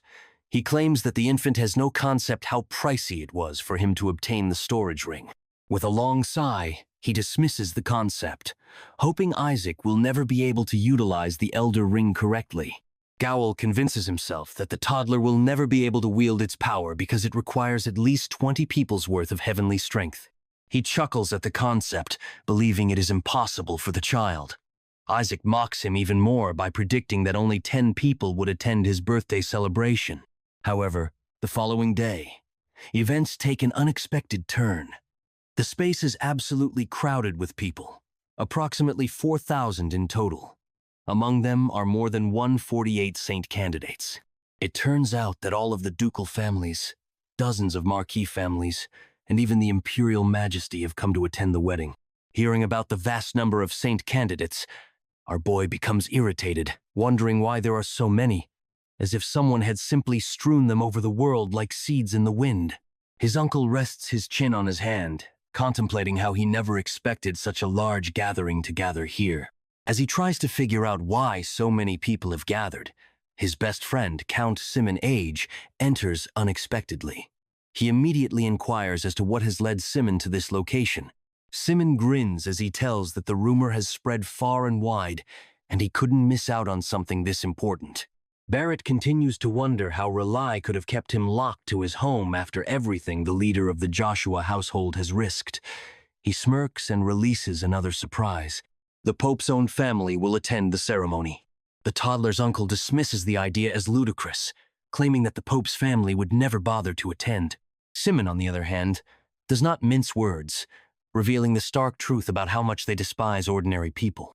His words linger thick in the air, but before he can say anything else, Rely hurriedly tells him to lower his voice, reminding him that even walls have ears. Simon feels no reason to hold back, especially since his own child Armin has been picked as a saint candidate. Rely, however, continues to push him to be cautious with his comments. As their fight heats up, an unnerving presence emerges. Bishop Barrett comes silently, sending a sense of fear through the room. With an arrogant smirk, he quickly mocks Rely, calling him weak and unworthy. The idea that someone like him could pull together such a spectacular occasion makes him laugh. His gaze then goes to Rely's family, his remarks laced with contempt. He wonders aloud if the saint candidate have the qualities necessary to bring true respect to their name. Across the nations, it is well known that while the sons of the esteemed Joshuas have charming appearances, they are regarded as completely useless. This reputation endures because others regularly attempt to sap their influence and gain the favor of the Barrett family's popes by undermining these unhappy offspring. Outsiders have long practiced sneaking poisoned milk bottles into their hands as innocuous pranks. The intention is evident. Lacing a baby's fluid with a combination of toxins, including holy poison, is a proven way to weaken his sacred strength. This wicked technique normally converts innocent children into tragic warnings for others, but this time the result is unexpected. The children watching are startled into stillness. Our hero is downing the poison-laced bottles as if they were nothing more than a delicious beverage. When he finishes one, he looks to the creeped-out saint aspirants for another. He goes beyond just consuming the poison. He terrorizes the saint candidates by throwing empty bottles at them, driving them to tears. The children watch in astonishment as their peers are frightened by the tyrant baby. Their whispers become wild as they attempt to make sense of the chaos. He isn't even sweating after downing a full bottle of diarrhea medications. Their spirits fall one by one as they realize that not a single drop of poison could disturb the almighty baby. Shuri, the family's prized heir, finds the situation completely embarrassing. The family's pride is left weak in the face of a baby. His irritation boils over, and he snatches the bottle from our hero's grasp, demanding to know if he is truly thirsty. Instead of additional poison, he hands over a bottle of purified water. However, the almighty baby remains unimpressed. Poison is what fuels him, and simple water is useless. Without hesitation, he hurls the bottle directly at Shuri's face before going to another boy, seemingly screaming for poisonous water. One of them hesitates, his hands trembling at the very concept. Handing over water laden with holy venom feels like a death sentence. But before he can back away, our hero attacks unexpectedly and engages in a struggle for the magic juice. The others' whispers become frantic as they attempt to make sense of the chaos. They worry if the monstrous baby has already used the mythical detoxifying magic. Their illusion grows, with some believing the tyrant baby is a savior in disguise, protecting them from the poison. Before they can ponder the concept any further, a surprising presence sweeps into the room, taking all attention in an instant. A white-haired boy comes with a confident expression, dismissing the ludicrous notion. The concept that a toddler may be self-sacrificing is absurd. Shuri springs to her feet, perplexed as to why Kina Barrett, of all persons, has arrived. Even he had heard no rumors about the Pope's own son joining the trial. The guys are stunned into stillness, their gaze fixed on the white-haired legend. The reason for his desire for the Saintess's relics remains unclear. As the candidates realize what has happened, a sense of resignation rushes over them. If Kina Barrett has entered the trial, there is no use in trying. Unamused, our hero sees the pretentious child as practically destined to become the saint, but something feels amiss. Every Barrett is born with dung-colored hair, so seeing this one's pristine white makes him question if it's been bleached. Before this thought can settle, the Barrett youngster gives a mischievous grin, dismissing any doubts. He insists that his participation is entirely justified, because the Pope rules over everything. Even the Saintess's relic repository eventually belongs to his family. His laughter echoes across the room, carrying the arrogance of someone who considers himself untouchable. For him, this is only restoring what is rightfully his. Sipping his water, our arrogant baby marvels at the boy's massive ego. But beneath all the arrogance, there's something truly astounding. He is taken aback by Kina's vast reservoirs of holy power, which far outnumber those of the bishop. Kina goes on to chastise everyone's behavior, blaming them for poisoning their own host. When he wonders what tormenting a newborn achieves, the runts remain silent. As our hero moves forward, he hears the claim that the unfortunate infant cannot detoxify poison, but that the Saintess's supernatural power saves him. My boyfriend wonders if everyone is born with a lack of common sense. The golden lad, ready to play the role of the kind savior, performs his cleansing ritual. He captures the attention of all the contenders with his amazing magic. But our hero has had enough of seeing this pampered child show off. He quickly rams his small fist into Kina's face. One of the guys gasps in amazement, realizing Kina's heavenly power has vanished in an instant. The Barrett youngster stands there in astonishment, unable to believe what has just occurred.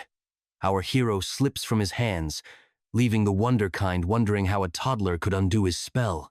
For a brief while, the child wonders if someone is stronger than him. Kana curses quietly as he watches our arrogant infant crawl away. Not liking the affluent kid's attention, our almighty baby responds with a deadly glare and prepares to bash his skull in. Before he can strike, Shuri rushes into the fray, determined to prevent Isaac from further damaging his name. The Barrett child maintains a contemptuous expression as everyone else trembles at the prospect of how the Pope's family will punish for the attack. Our hero is pinned down by Shuri's full weight, unable to land another hit on the Pope's pompous son. Kina turns away, arrogantly declaring that fighting a baby is beneath him. He makes a final remark, wishing our child luck, and daring him to at least try to repair his family's name. The tyrant toddler resists the impulse to erupt in wrath, but most of his restraint stems from the fact that he is still locked in Shuri's hole. With one more arrogant bit of advice, Kina vows that he will claim the highest treasure, the Skeleton King's body. After all, Joshua Runt is just too small to approach it. Even Shuri gets tired of the dazzling nuisance, but our hero is not satisfied. So he jostles his cousin back and forth to validate what Kana said. The boy, unfamiliar with baby knees, crouches in perplexity as he is rocked back and forth. Suddenly, his eyes widen in surprise as he recalls something. Melissa vowed to reveal her secret technique to whoever recovers the Skeleton King's remnants. The knowledge hits our hero like a ton of bricks. He curses his mother for placing a bounty on his magnificent bone structure. After a while, the commotion slows down, and all of the Saint candidates gather to await the start of the trial. Bored out of his mind, our hero recalls his glorious days as the Skeleton King, when his body was filled with millennia of mana. All he wants right now is to recover his dominance, but the greedy kids surrounding him have made that impossible. The furious baby flings his bottle aside, ready to destroy anyone who dares to stop his way. Shuri shudders, obviously realizing his intents. Just then, a robed man from the Holy Seas walks forward, commanding the applicants to obey his commands. He gathers the children and launches into a lengthy history lecture. Our almighty infant is unimpressed, viewing it as a waste of time, and decides to depart on his own. Shuri attempts to stop him, but with a flip of his small foot, our hero takes off quicker than a cannonball. The loud boom grabs everyone's attention, and Shuri stands there completely perplexed, unsure what to think. Meanwhile, our hero uses the spell he recently acquired, High-Speed Stride, to quickly enter the restricted zone. The history instructor hurriedly orders the almighty baby to stop, saying that the area is riddled with traps. Everyone takes a time to digest the situation before launching an all-out chase after the supersonic baby. Meanwhile, in the Joshua Mansion's banquet hall, Asele expresses concern for our hero. It appears that everyone has gathered around a magical globe to watch the trial unfold. The commentator announces that they have tapped into the interior with familiars who are tracking each candidate's movements in real time. Relai and the other nobility are taken aback when they learn that the first door has already been opened. To their amazement, Armin, the son of Relai's loudmouthed buddy, came in third place. Shuri Joshua comes in second. The speaker takes a dramatic pause before disclosing the frontrunner, and then announces our boy's name loudly and clearly, startling everyone in the room. The magic orb depicts a baby sprinting through a trap-filled chamber, with the church employee hot on his heels. The old man rushes as fast as he can, fearful that the child may kill himself. However, Shuri's blunder sets off one of the traps, and the poor elder is caught in its aftermath. Some of the hopefuls begin to grieve for their parents, while others rush, hoping the situation will finish quickly. The crying Shuri condemns his insane cousin for bringing mayhem from the outset. He begs our hero to quit setting off the traps, but the supersonic baby would not listen. With that, he approaches the second trial door. Whisper, as pompous as usual, boasts about how he's matured as a result of all the mana they've gathered in the annex. But our child cheerfully responds that it's excellent, since he can now work even harder. With a simple gesture of his tiny noodle arm, he directs his familiar to retrieve his mount. The ghost approaches the fatigued children, moaning about how difficult it has been. While they talk, one of the kids points to Shuri and wonders how the Joshua kid can fly. The jealous kids begin to grumble, certain that his family had secretly taught him the cool technique. In his head, the youngster has already accepted his fate, while Whisper has a blast floating his body around. The demon spirit effortlessly transports the youngster like a drone, dumping him face down next its master. Shuri weeps, cursing his cousin and imploring him to cease his actions. He tries to argue with our hero, telling him that even if he was lucky in the first trial, one bad move in the second can be fatal. As Shuri continues to lecture about how the trial forces one to confront their anxieties, the almighty baby zaps him, displeased by his constant yammering. After having fun, he orders his cousin to re-explain the second trial. He barely maintains his composure as he emphasizes that attacking one's adversary is the greatest possible mistake. Our son simply stares at him, as if silently questioning why he would sit there and do nothing. Shuri adds that the patience test needs students to sit still for 3 minutes despite their fear. If they fail, both will die. Unimpressed by the cliché test, our demon king nonchalantly walks approaching the gates. Despite Shuri's repeated cautions, he enters the trial with confidence, expecting an easy victory. He taps the doors, and they sparkle in response. A voice greets him and plainly instructs him to be calm no matter what. Isaac's large, bright eyes gleam with delight. Kina and his lackeys are chilling at the rear of the queue. One of them wonders if it's okay for them to be so slow after their previous. With a sly sneer, the Barrett lad responds that they don't need to go the hard way when they can use the others as meat shields. Calm as a cucumber, he lifts their spirits by reminding them that an 8-ranked monster guards the second storeroom, so the others will definitely become stranded there. His words, said confidently, come true as he points to the blazing light on the other side of the doors. As the trial begins, everyone is taken aback by the attractive deity who arrives and gently tells them to remain calm. But before the deity can finish, our impatient hero overwhelms him with holy might. He was instantly burned to the ground. Shuri loses it, hating himself for believing his cousin could survive 3 seconds, let alone minutes. The boy's anguished cries resound down the hallway, but our boy is even more enraged, unable to resist the need to murder any divinity he sees. Whisper jokes that staying 3 seconds is rather impressive for his superior. The voice informs that they failed, and those who were impatient will face divine wrath. With that, a massive golem slams open the gates.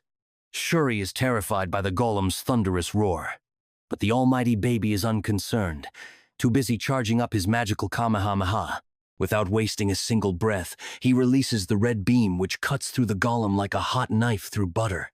Shuri's jaw drops open in surprise, but as the giant of a golem stands before them, our child can't help but wonder what it's doing here. The enormous golem crumbles into a pile of boulders at the Joshua brothers' feet. However, our hero is unpleasantly startled. Despite being told that only 8th-ranked demons are engaged, he immediately identifies the gigantic golem as one of his own creations. It was summoned using magic from one of his 14 elite familiars. This news makes him wonder if the Joshua family struck a bargain with his subordinates, or if his remains drew them in. Determined to discover the truth, he confidently approaches the second storeroom. But before Shuri can call at him to stop, a loudmouth interrupts and thanks the Joshua brothers for clearing the way. I can immediately tell he'll be bothersome. Nizer, a redhead, comes from the bushes with his lackeys. The redhead happily boasts about his strategy and instructs our lad to step aside and let the big boys do it. Nizer's minions swiftly encircle our hero, preventing him from blasting them with traps like the prior time. The redhead insults Shuri, telling him he should be embarrassed for using his cousin as bait. Shuri tries to make his case, but Nizer deems it ridiculous that the little baby managed to go through the traps without his assistance. The nasty redhead then notices the ring dangling from our hero's neck and quickly grabs it. The blockhead grins from ear to ear, proclaiming that the relic will shield him from all of the traps that await. Shuri's unease builds as he watches his cousin stay unconcerned despite having his valuable relic taken. As Nizer's team progresses, his concern becomes more justifiable. With a mischievous grin on his face, the redhead declares that he will become a hero of the ducal dynasty by taking the Skeleton King's body. But, just seconds after Nizer enters the next room, explosions and fire overwhelm the lads. Shuri is left speechless as she watches them be led straight into a trap. Our wicked infant, on the other hand, enjoys inflicting pain on the obnoxious brats he used as bait. I'm not going to lie. I feel horrible for them. Anyway, our hero continues on to the second section, riding his cousin. He smiles at the fools who burn to a crisp for him and praises them for setting off all the bombs. Still, he is irritated by the kids who have been following him for so long. The children, captivated by the almighty baby's heavenly wisdom, go so far as to blame Nizer for his demise. They are confident that the lovely baby of the Joshua bloodline will never cheat. Shuri warns the lads to flee the devil that is currently mounted on his shoulders. Just then, a fresh visage appears and states that if there is a saint, Isaac is the best example. The second prince of the adjacent realm, Paris Julius, introduces himself to our sons. The tales that the prince has been blessed by the gods spark our hero's interest. Shuri notifies him that they have arrived at the entrance of the third trial. The gates open to show bright, flaming orbs of light and floating guards. A voice echoes around the arena, indicating that the third trial will put their courage to the test. While Isaac's fans are ecstatic, Shuri is taken aback when the angel-like guards announce that only those who vanquish them will be able to proceed. The enraged fanboys rush forward to fight, convinced that they only need to appear brave. However, our hero pauses to examine what the gatekeepers may be hinting at. When the knowledge dawns on him, a mischievous grin sweeps across his tiny face. The almighty infant tells his fanboys to stay back. Meanwhile, Shuri is deep in meditation, considering how Isaac's judgment has always been correct. He believes the gatekeepers are lying, given that our hero triumphed in the trials of choice and patience by doing the opposite of what was predicted. Shuri concludes that because the third trial is a remembrance test, individuals must recall the prior two. Fully secure in his deduction, he thinks that not attacking is the wisest course of action. Our hero confirms this by stopping the boys and directing them away from the Guardians. His two-legged horse looks shocked, as if the Saintess's generosity has suddenly awoken within him.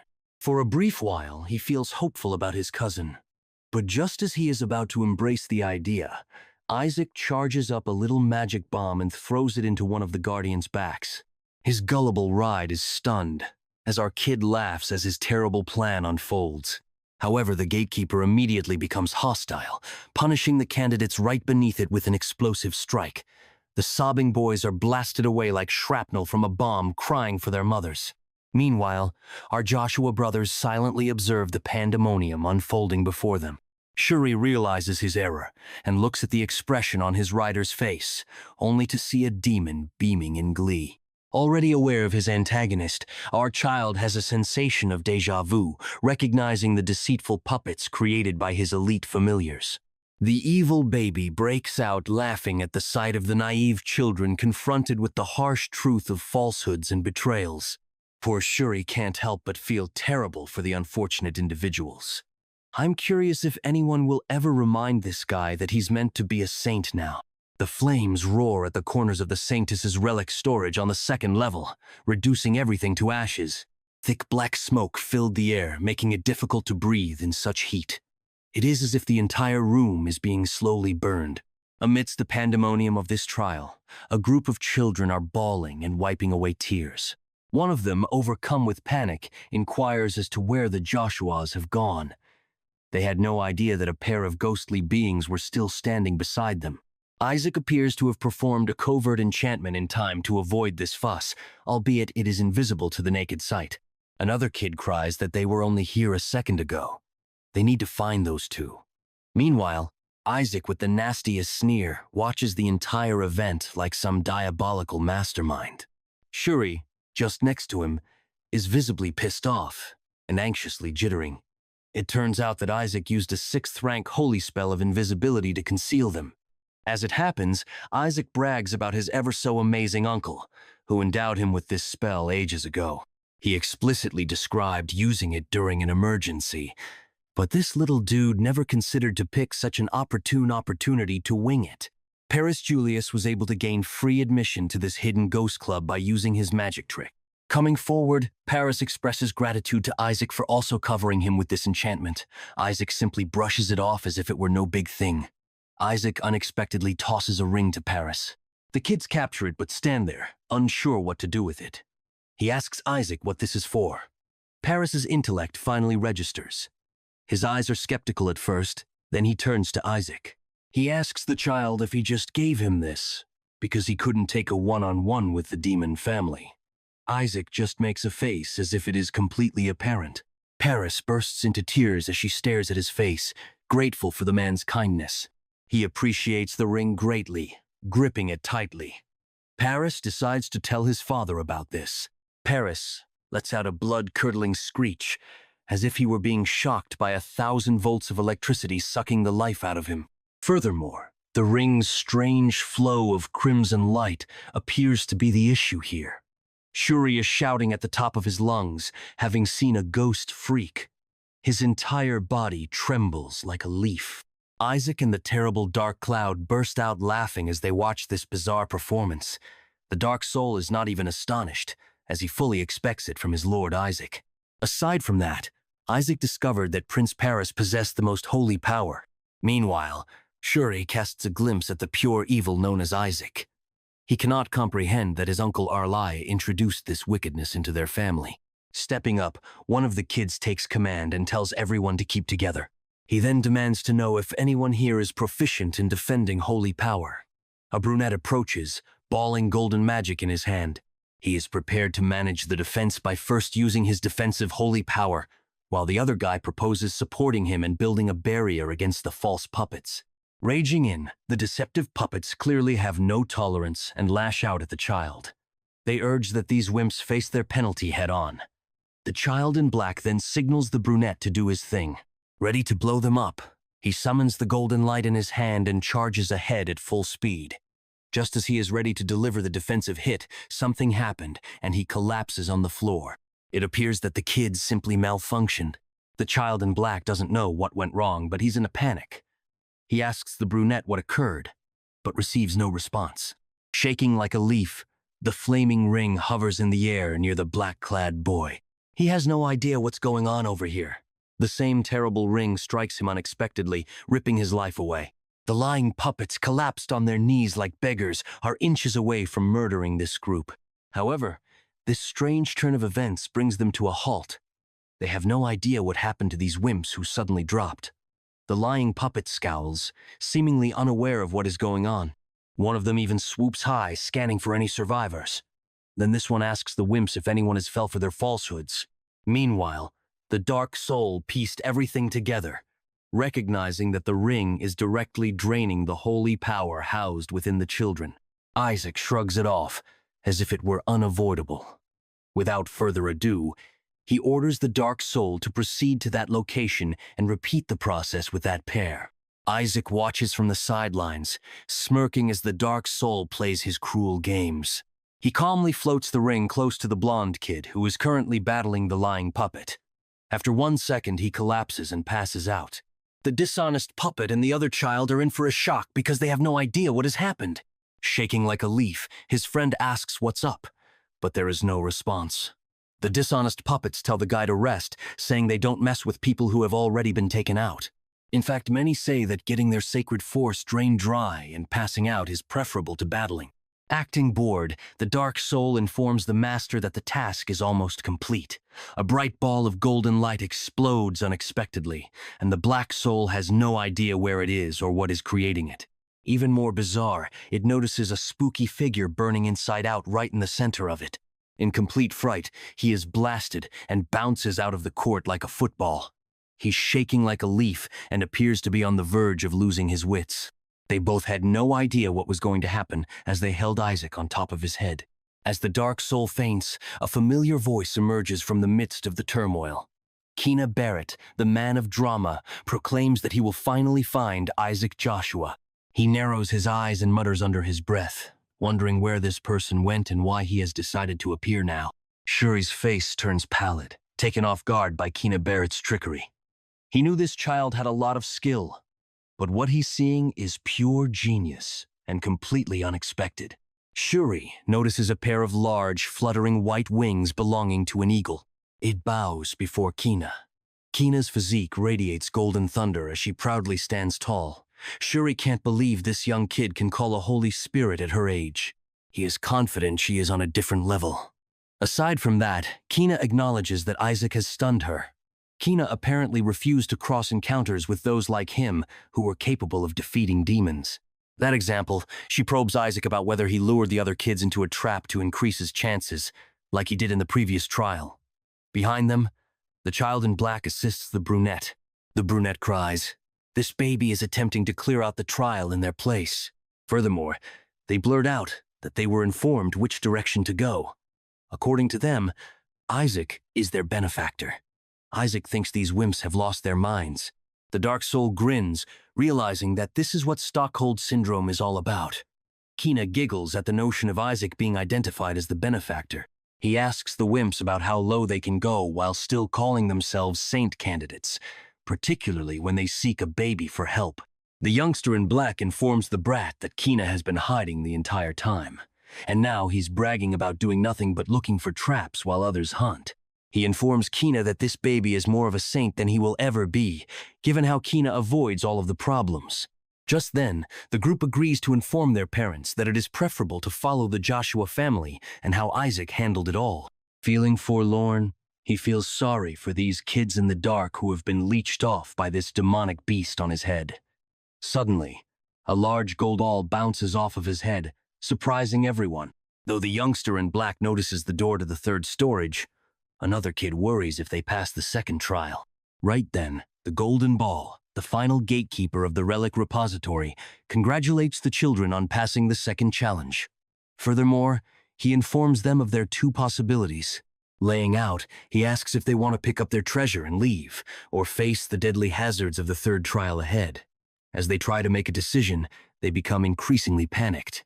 The group is fully aware that facing the third trial means risking their lives, and that if they lose, they are effectively dead. Meanwhile, the Black Soul detects something unusual about the mana emanating from that voice. Isaac realizes it's a dragon, hence the death scene is quite authentic. Some of the students believe that their entire journey to this point will be in vain if they do not attend the third trial. The majority of the youngsters agree on this, and they understand that failing to pass this will not make them saints. Without further ado, the final gatekeeper hears their request and permits them admission, despite the peril waiting inside. Starting with a bang, the final gatekeeper allows the throng to confront the next trial, in which they risk everything to become the saint. Despite the high level of tension, the gatekeeper claims the following trial will be rather simple. Isaac, cracking up like an evil lord, seemed to be preparing something in his head. Just like that, a gigantic figure emerges from nowhere, asking to be worshipped as their god.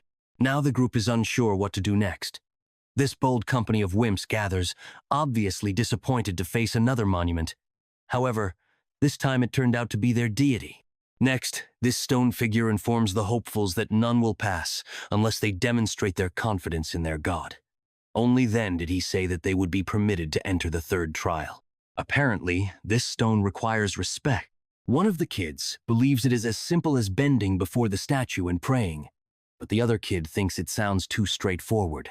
Or perhaps there is more to the test than meets the eye. Isaac, clenching his teeth, appears disgusted at the prospect of kneeling before this jerk. He will never do that. As it turns out, Isaac has been screwed over by this vermin for ages. To make matters worse, he deceived him at the end. Suddenly, the child in black runs up to the divine statue. He is confident that this isn't as complicated as everyone thinks.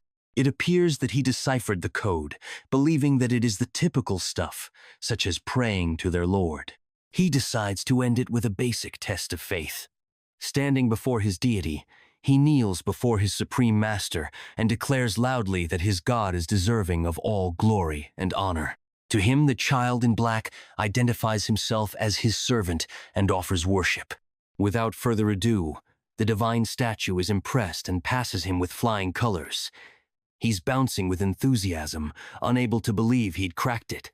Other children feel relieved to know it's that simple. Suddenly, Isaac slides out of Shuri's hug and appears to be up to something.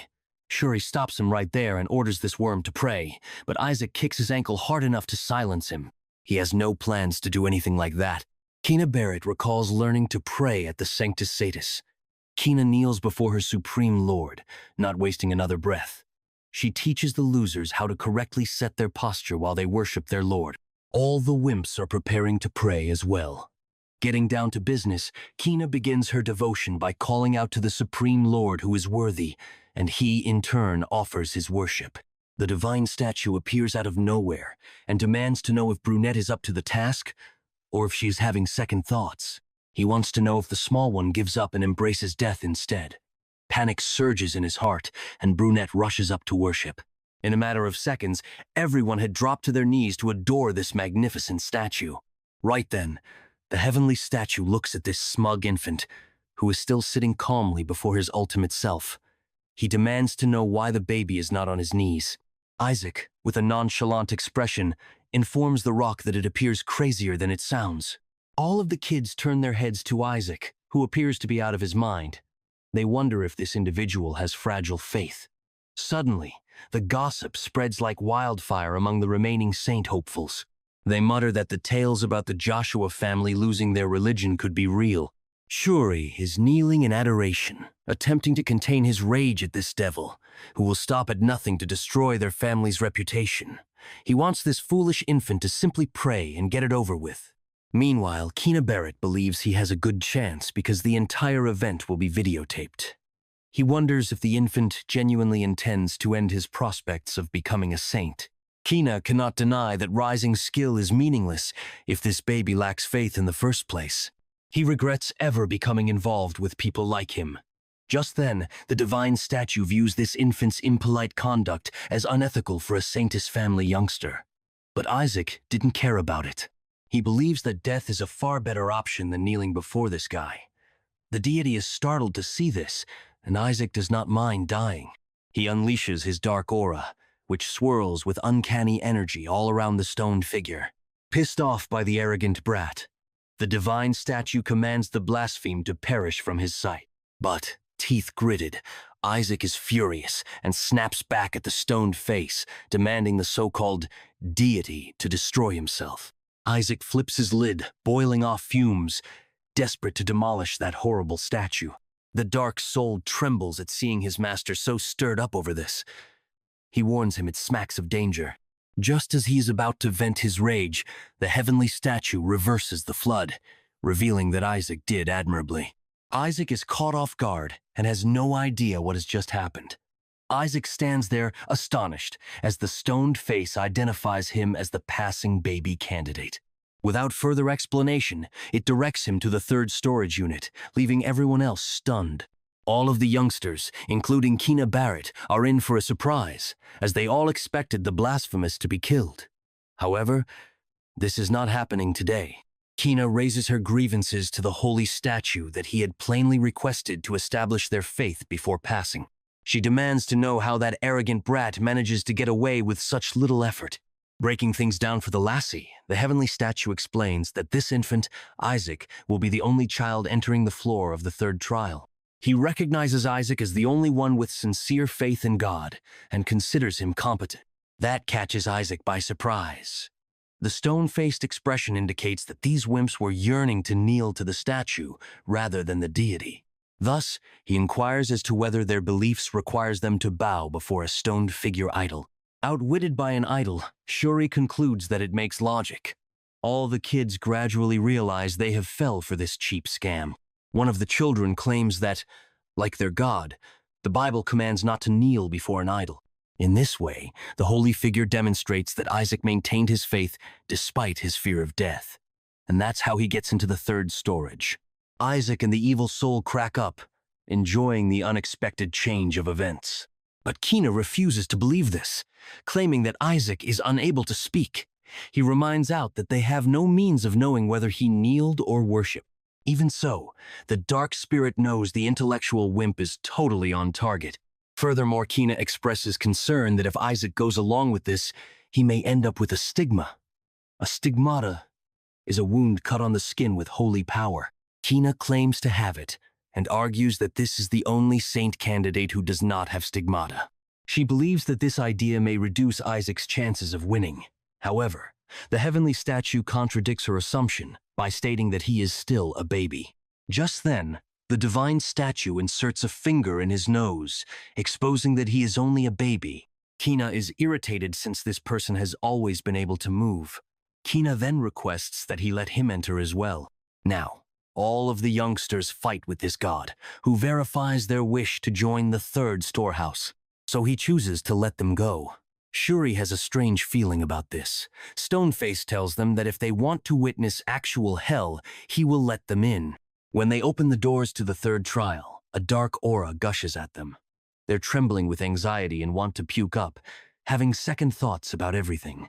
Stoneface assures that this strange feeling is caused by Skeleton King, but he intends to spare the children who can't bear the bad emotions. Meanwhile, Isaac is extremely happy that his body is within, and he is so near to it. Isaac, drooling at the concept, had no idea that he would finally be reunited after his self-destruction in the celestial realm. Not to mention his delight at discovering the dark mana leaking throughout the Skeleton King's body.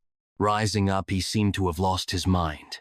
The divine statue depicts Isaac's faith by copying the expression of a brave warrior who is unaffected by this weird magic. All the wimps drop their jaws to the floor when they see Isaac's strange visage. They see that the infant appears to be utterly out of his mind. They have never seen such an infant before. Nonetheless, the final gatekeeper proclaims that the group still has time to decide whether they are up for it. He believes that those who are unable to smile in the face of death must step forward, or they should return home. If the losers decide to give up, the last gatekeeper will let them to pick up their riches and move on. However, the boy in black has not devised a strategy for overcoming this dark mana. Some children believe that if they step inside, they will die. They decide to take a hand-picked item from the second storage and return home.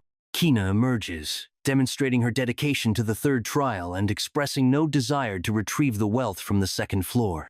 He announces that everyone is stepping in. Not only that, Kina asks that the final gatekeeper activate all of the traps inside. The kids pop their eyes out, convinced that this idiot has lost his mind to ask for such a thing.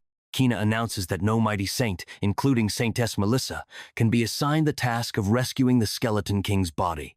The final gatekeeper discovers that Kina is familiar with the third storage facility, and she smirks. Melissa will not let the children march to their deaths, so Kina appears as a precautionary measure. Furthermore, he does not expect to hear that they completed the task with ease. Without hesitation, Kina orders the gatekeeper to return the third store to its original, most dangerous state. All for the sake of being perceived as superior to Melissa. Isaac believes Brad is out of his mind. The gatekeeper understands her wishes. The kids let Kina go in alone without saying anything else. Against their will, something draws them all in. Just then, the black soul points to the Skeleton King's hand, and Isaac's joy explodes. Isaac, grinning like a maniac, thanks his body for enduring thus long. It turns out that his body has been absorbing the third storage's mana. Brunette asks whether that's the Skeleton King's body, but Kind and Black point out that it's just a limb. But that's not all, as Isaac discovers that it's just the thumb seeping the creepy mana, and the rest is a duplicate. In the midst of processing, a terrifying beast with glowing red eyes appears. When the children see the evil kin, they get terrified. They believe such items would not appear in the third storage. Thus, the gatekeeper reminds the kids that they requested it. So, Kid and Black blame everything on Kina. Isaac's mind clicks as the beast lets forth a terrifying growl. Kina remains unaffected, assuring them that he will ensure they receive the promised wealth. Kina's thoughts turn to the 14 familiars, the elite minions taught by the Skeleton King, and the Pope family's captured idiots. He has an ace, the holy magic, to deal with the beast and seize the treasure for himself. He unleashes his strength without delay, and the beast lets forth a blood-curdling howl. While Isaac couldn't care less, the other children's jaws dropped to the floor. The light of the Pope family seemed to have worked. The beast suddenly speaks up, asking if Kina done this. The demonkin is surprised and outraged, demanding to know whether Kina dares to seize his king's body. Suddenly, a dude announces that the demonkin seal in the third storehouse has been broken. In a panic, Gowl wonders whether it's the 14 familiars, and Riley thinks the children are in great danger. When asked for the elder supervisors, the old geezer reveals that the bunch went missing after the booby traps in the storage facility were neutralized. They realize that no child can face a beast like that, so they decide to cancel the trial. But a bright light strikes them. They believe that is the relic's storage opening up. Barrett Bishop smirks, proud of Kina for pulling it off, while Gowell is astounded that a child defeated the demon kin. Riley believes it is Kina Barrett from the Pope family. Bishop Barrett is congratulated by the throng, and he bets that the Joshua family will no longer vow their allegiance to the Pope family because they own the skeleton of the monarch. Riley looks around for Isaac and Shuri as the youngsters leave. The children, who have gathered at the entrance, are slightly hurt, but appear to be fine. However, the group of children who made it to the third storage room have yet to emerge. Panic spreads as the parents wonder what is going on. Riley and Asili notice the final line of children, which includes Shuri and Armitage. Riley rushes to their father's hug, only to learn that Isaac is not present. Riley is filled with panic as he wonders where his small son is. Bishop Barrett meets Kina, asking where the Skeleton King's body is after Isaac fails to appear in the previous wave. With a strong tone, he expects responses. Kina is sweating bullets and has no idea how to communicate the news that she messed up. Meanwhile, Bishop notices the second storage's useless prize in her grasp. All of a sudden, the final gatekeeper sparkles in the air like a golden wolf, taking up tiny Isaac by the teeth. That catches everyone off guard, especially Riley. Isaac seemed to be watching the crowd with a sly smirk. The golden wolf appears on the ground, carrying infant Isaac. Riley marches to that side without hesitation to get his kid, accompanied by Asili. Asili comes to a halt and asks Master Riley if the golden wolf is the guardian dragon that protects the relic storage. Their jaws drop as they behold the holy dragon emerge to deliver newborn Isaac. Riley cannot disregard the fact that the genuine holy dragon, the hatchling, is in charge of the relic storehouse. Not only that, but he affirms that even as a wolf, his aura shouts holy dragon in flesh. Riley is certain it's one of the matriarch's family, firmly connected to the dragons and summoned inside the relic storehouse. He considers his presence as noble. Suddenly, Isaac's lips emits an unusual sound. The elder freaks out because he believes an infant is sucking on the Skeleton King's body. He tells the baby that it is not something to chew on. What's disturbing is that this infant was able to drag out the Skeleton King's body. Bishop, with dagger eyes and probable delusions, asks Kina if she let the young baby to have the Skeleton King's body. Bishop argues that Kina's move is foolish, but he understands that it is the saint's responsibility to safeguard the host's honor. But the holy dragon isn't buying that nonsense. He declares baby Isaac to be the sole claimant of the Skeleton King's body, as he has done it fairly and squarely. Meanwhile, Isaac freakily grins with the victory sign, and Kina sulks as his father accepts the heartbreaking news. Looking back, the demon kin, enraged, is preparing to charge at Kina, while she is left wondering what is wrong with her holy magic not working. Without further ado, the demon kin decrees that everyone should just die. The youngsters, terrified, decide to flee for the time being while the beast goes insane. The demon kin is losing control, causing smoke and dust to fill the air. Kina was taken aback when she saw someone pull out a cotton blue defense barrier. It appears to be Isaac's doing, since he is currently running right to the demon family, eager to pay his score. Kina is astounded to see Joshua's baby pull this off. The demon kin, muttering the same old stuff, unleashes actual terror to defeat this baby. But Isaac is undeterred. Isaac unleashes all of his might in one fist, delivering a strong, gut-wrenching hit at demon relatives for failing to recognize his master of all humans. In the present, the elder and others understand that the holy dragon is a trustworthy being, and they are astounded to learn that Isaac Joshua returned the Skeleton King's body. They are curious about Kina's actions during the time. Even Riley cannot believe his child has done anything so hazardous. Riley also questions why the seal was released on the demon kin when plain youngsters were unable of handling it. That cracks him up. He blames the snooty brat in white, Kina Barrett, for sparking such a thinking. Just like that, all the wimpy youngsters began blaming Kinda for setting off the booby traps in the third storage room and forcefully sucking them in. All of the parents are shocked to learn that Kina Barrett put her children's lives in danger for this. They never expected someone from the Pope's family to descend so low. Everyone is confident that if Isaac Joshua had not handled the situation, the consequences would have been disastrous. Afterward, the lot believes that based on the results, the Joshua family has defeated the Pope family. The very thought of losing against them makes Bishop's blood boil because it was not on his to-do list. Everyone keeps talking about Isaac's true potential, even though he isn't a saint. But he has so much power inside. Now the public is certain that the Joshua family has been planning for their homecoming all along. On the other side, Riley is overjoyed with her son's performance. Aside from that, the elders almost implore Isaac to spit out the bone for God's sake. As soon as they reach for Isaac, he slaps them away. The old geezers don't understand why this infant is so strong. Meanwhile, Isaac detects a surge of mana inside him, but he is unsure if it is from survival. Also, the old woman informs Riley that the matriarch would love to hear everything. The old woman, grinning like an ugly hag, believes they can find the skeleton king's body using his bone. She giggles like a true witch, preparing to use a tracking spell to find the body.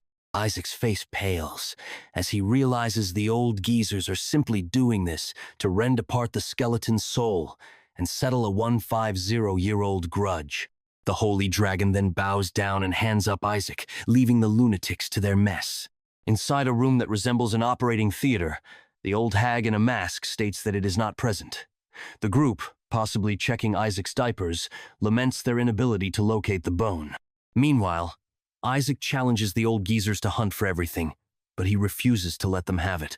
Furthermore, what transpired in the relic storage upsets Isis even more.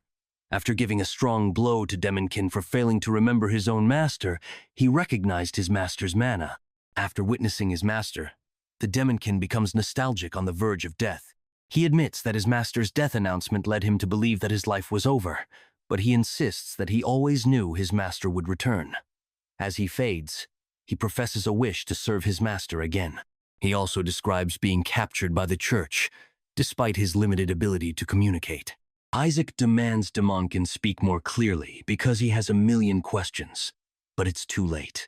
Back in the present, Isaac discovers that the Pope family is behind his capture. For the time being, he chooses to investigate the situation. Relai, holding a feeder, is currently pleading with Isaac to defecate out the bone. Meanwhile, the elders command the staff to bring more potent laxatives. This entire situation irritates him, and Isaac is on the verge of turning this house upside down. Meanwhile, the elders shudder at the prospect of the matriarch ever discovering this.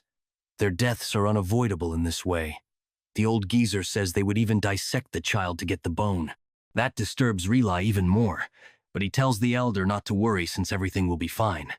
Although Relai is aware that the mom had already split open her son, the grandchild is a completely different scenario. At least he believes so, but they can't stop biting their thumbs as shivers run down their spines. On the other hand, the evil soul is curious as to whether Melissa went on a pilgrimage with the grandmother. Isaac informs him that they are going to be stuck there for a while. Meanwhile, he believes he should focus on sucking up all of the mana before Melissa arrives and then flees. Isaac's uncle appears unexpectedly to summon Relai, stating that the matriarch wishes to speak with him. That surprises Isaac, and everyone is caught off guard by the sudden rush. Relai's mind is blown away by the prospect of his mother's coming. He begs to know if Mother has already returned. Their mother does not appear to have returned from a journey as quickly as she did previously. Isaac's throat dries as he clenches his teeth.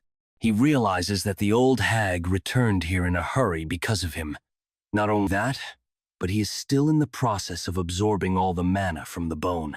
He is confident Melissa will dissect his organs to extract the bone. Later, the elders are surprised to see the pile of jewels and gold. This turns out to be a gift from the matriarch to Isaac Joshua. With a breath of relief, it was a false alarm. Relai assumed the matriarch had made a comeback. Goal later stated that she will return with the patriarch. As it turns out, this clumsy dude never said she had arrived in person. Most of all, Isaac wants to choke this jerk for scaring the snot out of him. Furthermore, the guards discuss the Pope's gifts, but the elder instructs them to auction them off. He hesitates at first, telling the geezer to tone it down because the Pope's envoy will hear it. Furthermore, the message indicates that the great emperor was quite interested in the relic occurrence. He goes on to say that the Pope's officials have organized this entire event as an apology, and thank you to the Joshua family. However, he detects a decrease in the Pope's gifts. He believes they will not refute it as he turns it open. As Cardinal indicates, the messenger says it would be of great benefit to Isaac. The elders are stunned as they see Isaac Joshua get the triple crown.